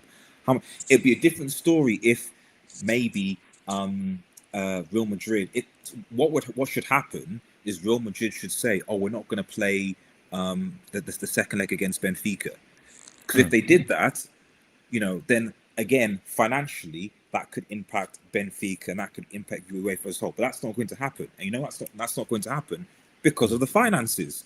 So I say all this to say that we can talk all we want about, discrimination, racism, and all these things, so long as the finances aren't affected, and so long as finances dominate football, so nothing ultimately will change. So I'm not saying it is what it is in a flamboyant sort of way, but like I stopped caring about it. Nah, to be fair, this links to my question on Monday about money running the sport, bro. Yeah, I know it was mostly about but I think but like my point is true, because it's like the most important thing is the financial stability of the sports. Who cares about racism? Yeah, money before racism. Money before racism. Yeah. So which is why I said to AK, if you were serious about truly eradicating racism from football, this would be done years ago. In 2026, I am not having a convo about how could we get rid of racism from football. I'm not having it, because I have no realized that, oh no, you don't care. What you care about is the maintaining the money and football. You don't care about racism. You've never cared. Wait, hold on, Mark. One last point. Do you guys honestly think if Donald Trump, who recently posted, I saw that video of the Obamas and the monkey thing, and he does that, what do you think FIFA are going to do to the World Cup? Do you think they're going to do anything? No. Do you think they're going to sanction the USA team? Do you think they're going to impose disciplinary procedures and stuff like that? Do you think they're going to do that? There's so much money. Of course they're not, because there's so much money involved. So what are we talking about here? Look, we're talking about here. Oh yeah, this is bad. Oh, this is, oh yeah, say hello to something. No, if powerful men, or people who have influence, who need the money coming to the sport, who want to desperately increase the money coming to the sport, whether that's via getting the Americas involved, or whether China, whatever it is, like at the end of it just doesn't, unfortunately, whether you're racist, whether you assault women, whether you're homophobic, whatever it is that you do, like, unfortunately, it doesn't matter. And that's sad, but I mean, look could I speak on this? Wait. KJ, stop me. KJ. Oh, no, sorry. It was Chronicle. See, I want to put this at a perspective of a match-going fan themselves. I mean, in England, I think 20, 30 years ago, when hooliganism was a very popular thing, it was very normalized in England specifically. But I think the transformation now, if you go to games, it's a lot more frowned upon when you go English Premier League now. The one I can think of is Semenyo start of the season, but the berating and highlighting he got held accountable for. And I think the problem is that when you're in the ground in England, these racists that are in here are scared to actually say anything because they know that people are around them will hold them accountable. However, in countries like Portugal, Spain, Italy, it's normalized across their entire fan base. True, they yeah, celebrate true. it. They celebrate it, and they back each other to do it. So they're not afraid to actually express, the no filter side of it. No, because I think Chronicle is actually making a great point because again, remember, England had this massive issue back like in the 80s. Oh, it was awful. But the Premier League was because after Hillsborough branded itself. Things had to, so when the Premier League now became a brand, no, we have now become like a global brand now. So you're going to get the isolated racist instance right now, but you will not have, like, again, you'll have issues with Millwall and all those kind of guys, but you're not going to have large sections of crowds racially abusing a player in the Premier League. But that is normal in Spain, a Portugal, or in Italy. That's what I mean. So I agree with everyone saying racism is impossible on the fact that behind a TV screen, it's impossible. Like, you cannot control the people saying that behind a TV screen. However, in a stadium, it's a lot different because Vini actually hears the racism himself. Like, I'm sure, of course, that he knows that he's getting racism online anyway. But imagine actually being in the football game, being focused on your and people are literally berating you with these things. Like it's so much different. Like, whatever the fuck someone says about you online compared to actually being at your workplace, like that is his actual job. So no, Chronicle, you also have to punish the incident, the guy who perpetrates the incident. I'm sorry, bro. Absolutely. The fact that to this point, and HH and Chronicle, he plays for your teams. I mean, it was the fact that Enzo Fernandez is the captain of Chelsea Football Club after what he had said. That just tells you it's never going to be taken seriously. That's systematic racism. But the point that we're missing here, and it's a point I'm going to come back to, racism has been normalized in football fan culture. That is the unfortunate, inconvenient, uncomfortable truth.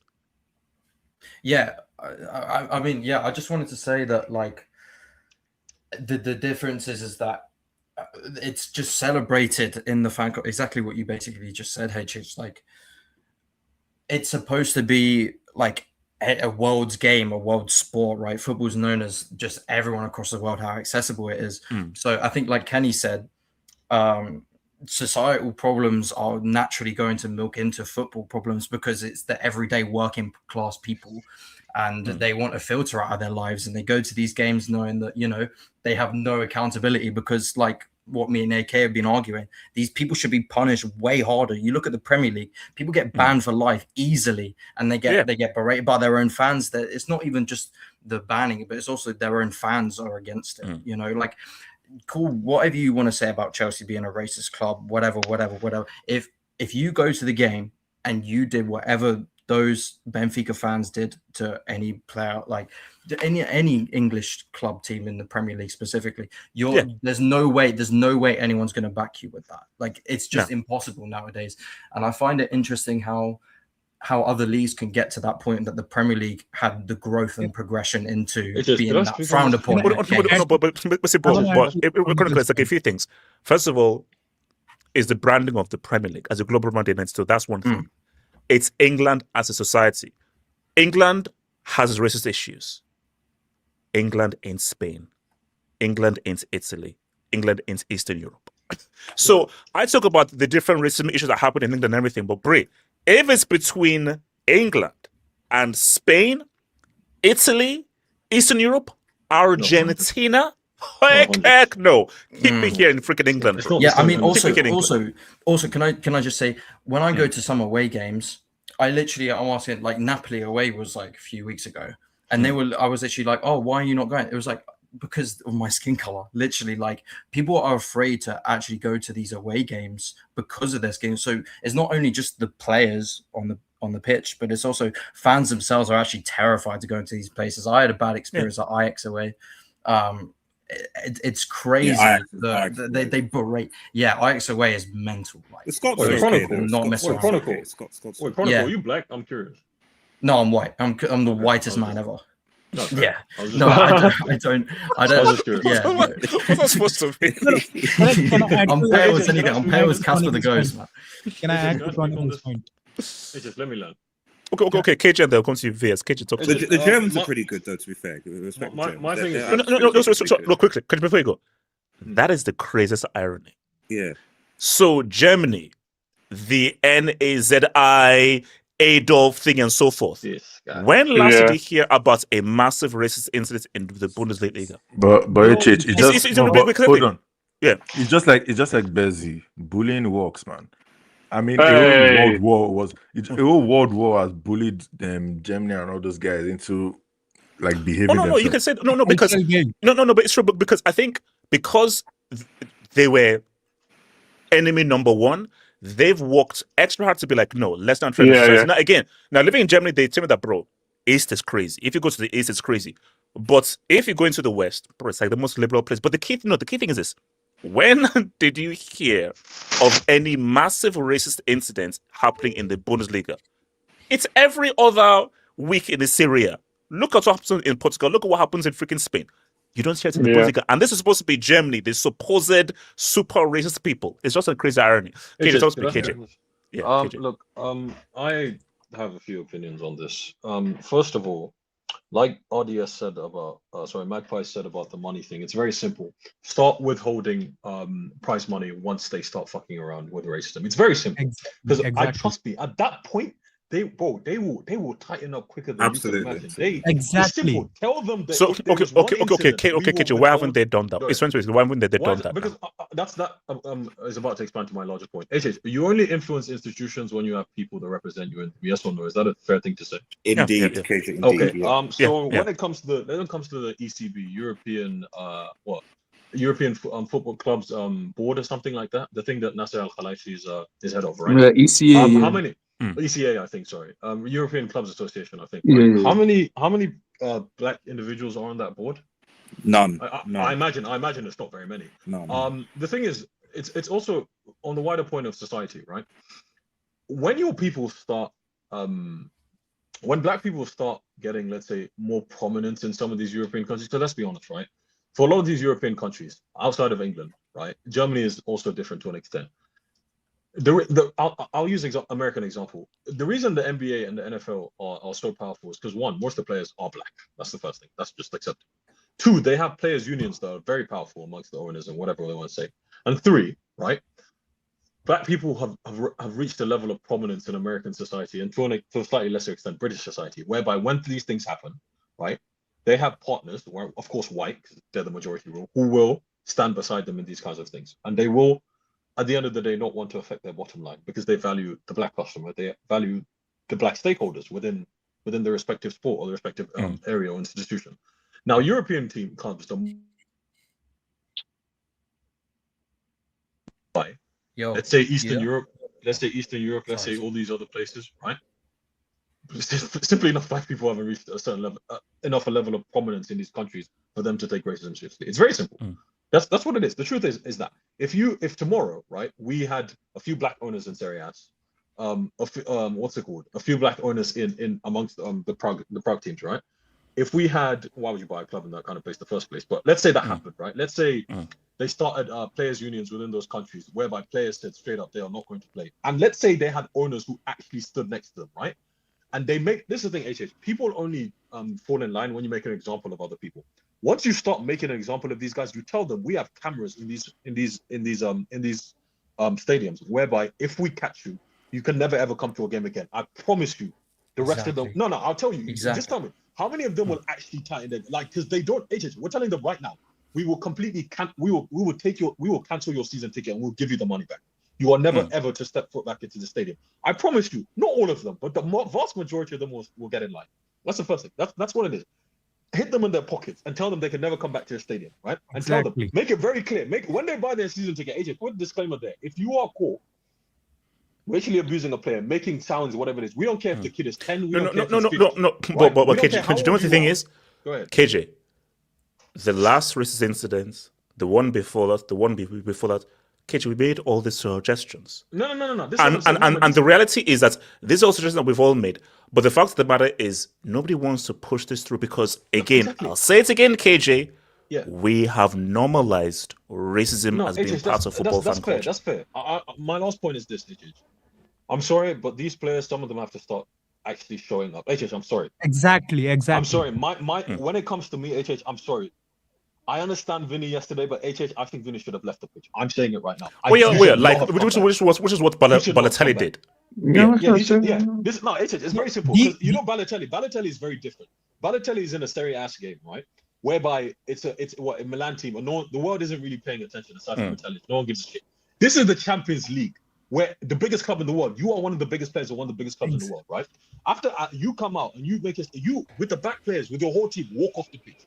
You tell them, unless this guy is sent off, we are not coming back to this pitch. And this is my thing. The players in Europe, this is the thing. Europeans, even the black guys, they are very. Let's be honest.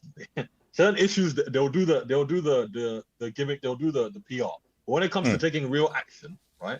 And let's say putting some of their careers on the line. I'm not saying you should do that, but if this is a serious issue to you, don't be what's it called? Don't be performative about it. Come create a players' union whereby you say, and trust me, I'm not going to say all your owners are going to back it, but you tell these clubs right now, I would terminate. This is the thing.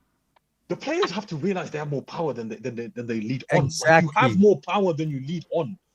I understand contracts and everything, but at the same time, the club has a duty to protect you.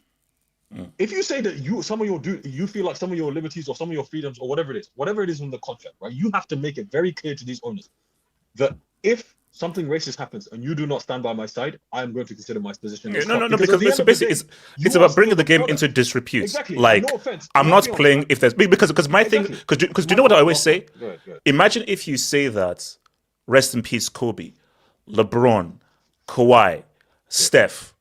Racism is part and parcel of playing. They'll be like, huh? Yeah. Exactly. What? This is the thing. So imagine telling LeBron or Steph or Ant or Wembanyama that, racist abuse is going to be going towards you. It's just part of the game. They're like, no, no, that's not happening. And this is the problem, right? And this is the problem. My last point is this. Black players now are amongst the best players in the world in almost every position. Every position in the world you can name, there are black players in there. You guys have the actual power to do something about this. You will make it very clear to every European club, every European president, that if there is an incident of racism, I'm going to leave this pitch. And whatever my club wants to find me, they can find me. But I think for the most part, right? How do I put this? Eastern European, I've always maintained this, black players should not go play in Eastern Europe. And I would be hell no. You should not go play in Italy. Those are my two things. I'll always maintain this, right? If you have the choice of Saudi or freaking or whatever it is, or even a Europe, I don't care. It's easier said than done, because at the end of the day, most people are out for themselves. Let's be honest. Most players look at how is this money going to help my family, and that's all they care. And fair enough, they can take the racing risk and all that stuff. But I think at some point, right, once you've made your money, particularly in a player like Vini's position, right, in Europe, whereby if they don't want him anymore, he can go to Saudi and make stupid money, right?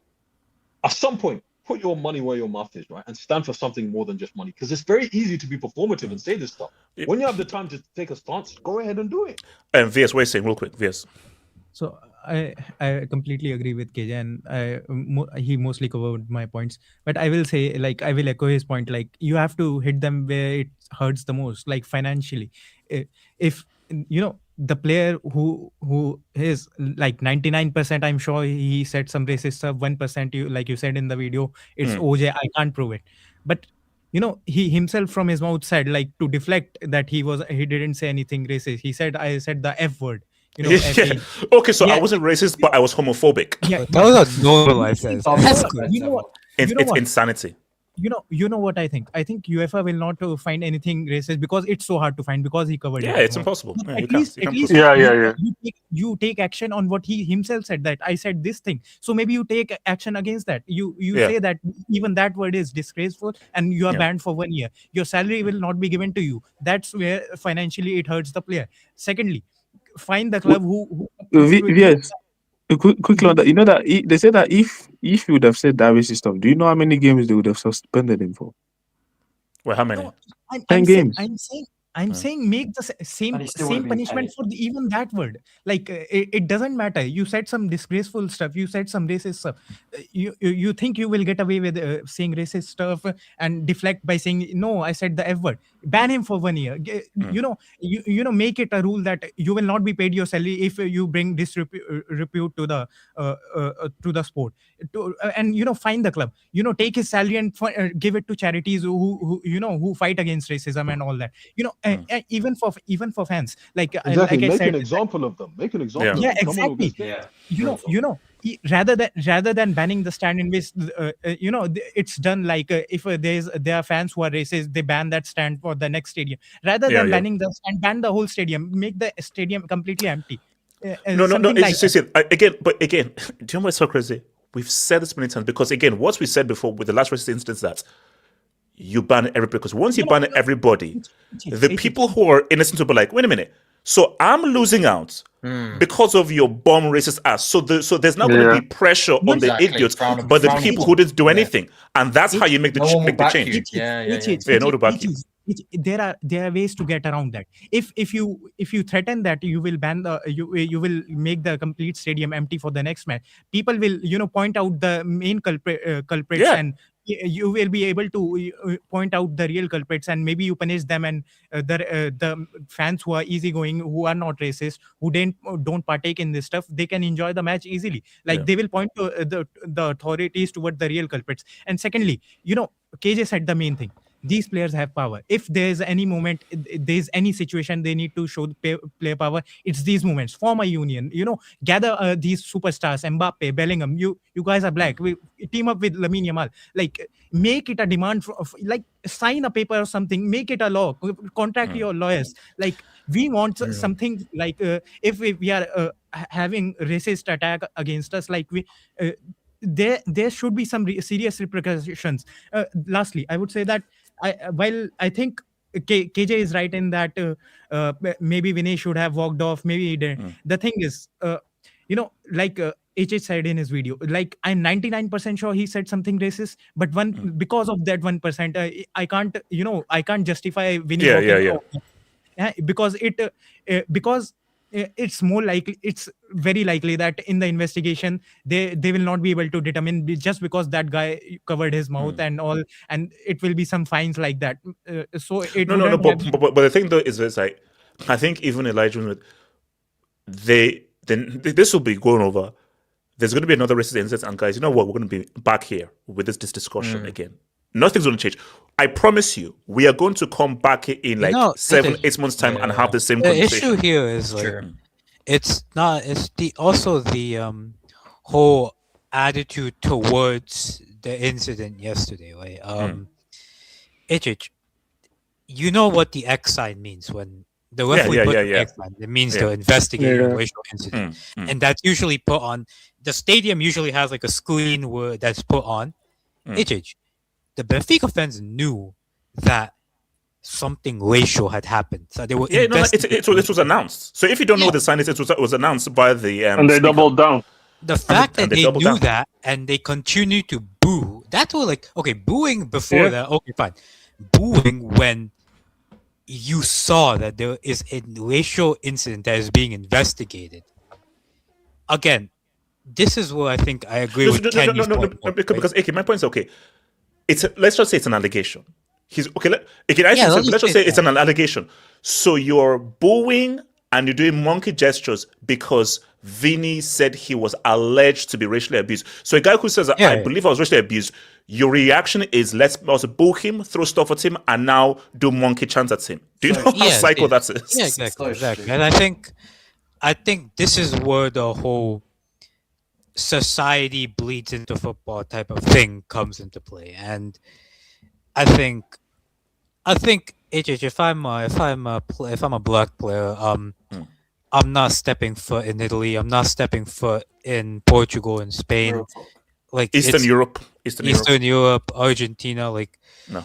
There are some societies in the world that just normalize being able to, say whatever you want about your skin color. And I think personally, that is a societal issue. Sporting issue, bro. No. Because what's weird though? What's weird? Because again, I'm gonna do a little video with Rank, another Argentina guy, who says because Argentina's taking a lot of heat, and they wanted to try to give another side of Argentina. It's gonna do a video with these guys. But do you know how weird it is? You've just gotten your third World Cup, your third star. You just won your World Cup. Your great player just won the World Cup. And to celebrate is to racially abuse Mbappe and the black players from France. Do you know how psycho that is? So in your victory, racism is part of your World Cup victory celebration. Here's the thing. What I say on that? I don't think it's fair to call any country racist. No, you can't. But I'm sorry, bro. Like, and Lenk might know better than me. Like, if you're an Argentine, you might know better than me. But the amount of times I've seen guys from Argentina, Uruguay, just say things that should not be said about a person's race. Like, I think it's either A, they know it's racist and they're perfectly fine with being racist to get under your skin, or B, they don't know it's racist and they think it's just a regular thing they say. Either of them is wrong. No. For me, I think it's a bit of both, which is why I can't wait until I do the video with them. I think it's a cultural thing where they know it's racist, but because it's so embedded within the culture, it's become normalized within their culture to be like, okay, as a form of abuse, this is what I now say, negrito, this and so forth, because it's just sort of been embedded within the culture. So it's almost hard to now course correct it because it is so within you. Bro, I mean, put it this way. I think I retweeted a video. There's a video of a young child. This guy must be 10 or 11 with an Atletico jersey. He sees a monkey and hey, Vinicius. That's a child. Yeah. So if a child is already doing that, there's no hope for you. Did you see what they said in the Portugal on CNN Portugal after like today? Wait, what did they say? Apparently they said, and let me just pull it up. CNN Portugal. Apparently they said like in these days you can't call a black guy black or a gypsy, but you can call a man a woman. That's CNN Portugal, bro. That's crazy, man. Wait, hold on. Let me bring it. So shout out to Hobanis. We have no. So shout out to boy Hamza. Mo was never going to directly call his player out, but he could have said, "I take Vini's accusations seriously, but I didn't hear it, so I will leave it to whoever to investigate." So what he said was, it's indefensible." Honestly, I just think he's tone deaf. I think he's just so unaware of the severity of the situation. He's just wanting to try and protect his club that he represents. And he's coming in completely ignorant. Chronicle. He's completely unaware what the hell is actually Chronicle. Let me tell you something, bro. I grew up in Portugal, so I'm not that in tune with politics and so on. But there's a right-wing party that's been gaining popularity over the last few years. That sounds very normal about Europe, to be honest. Yeah, and they claim there's no racism in Portugal. So I mean, it's what you're saying. People are just tone deaf to it. Yeah, they pretend it doesn't exist, just so it's not actually that big of a deal. Because if you pretend there's no problem there, then there's no problem. Yeah, no. Basically, when there's a racial incident and the reaction is most of the stadium is to now have racial abuse, then you know that you're fully woke. Yeah, it's trivialized. Benoit is my favorite wrestler. I paid to see Lesnar. I listened to Kelly and Diddy. How does that change their performances or acts? So don't idolize unknown This beings. guy's fully rage bait. Benoit is crazy, man. That's fun. How's the vibe Hangout gonna be, bro? No, soon. It's coming soon. I'm a simple man. Give equal opportunities. I dated a black girl. I forgot my money. I got backed at, but same situation. Okay, all right. Look, guys. Guys, it's a supposed to be guys. Everyone, love. Peace out.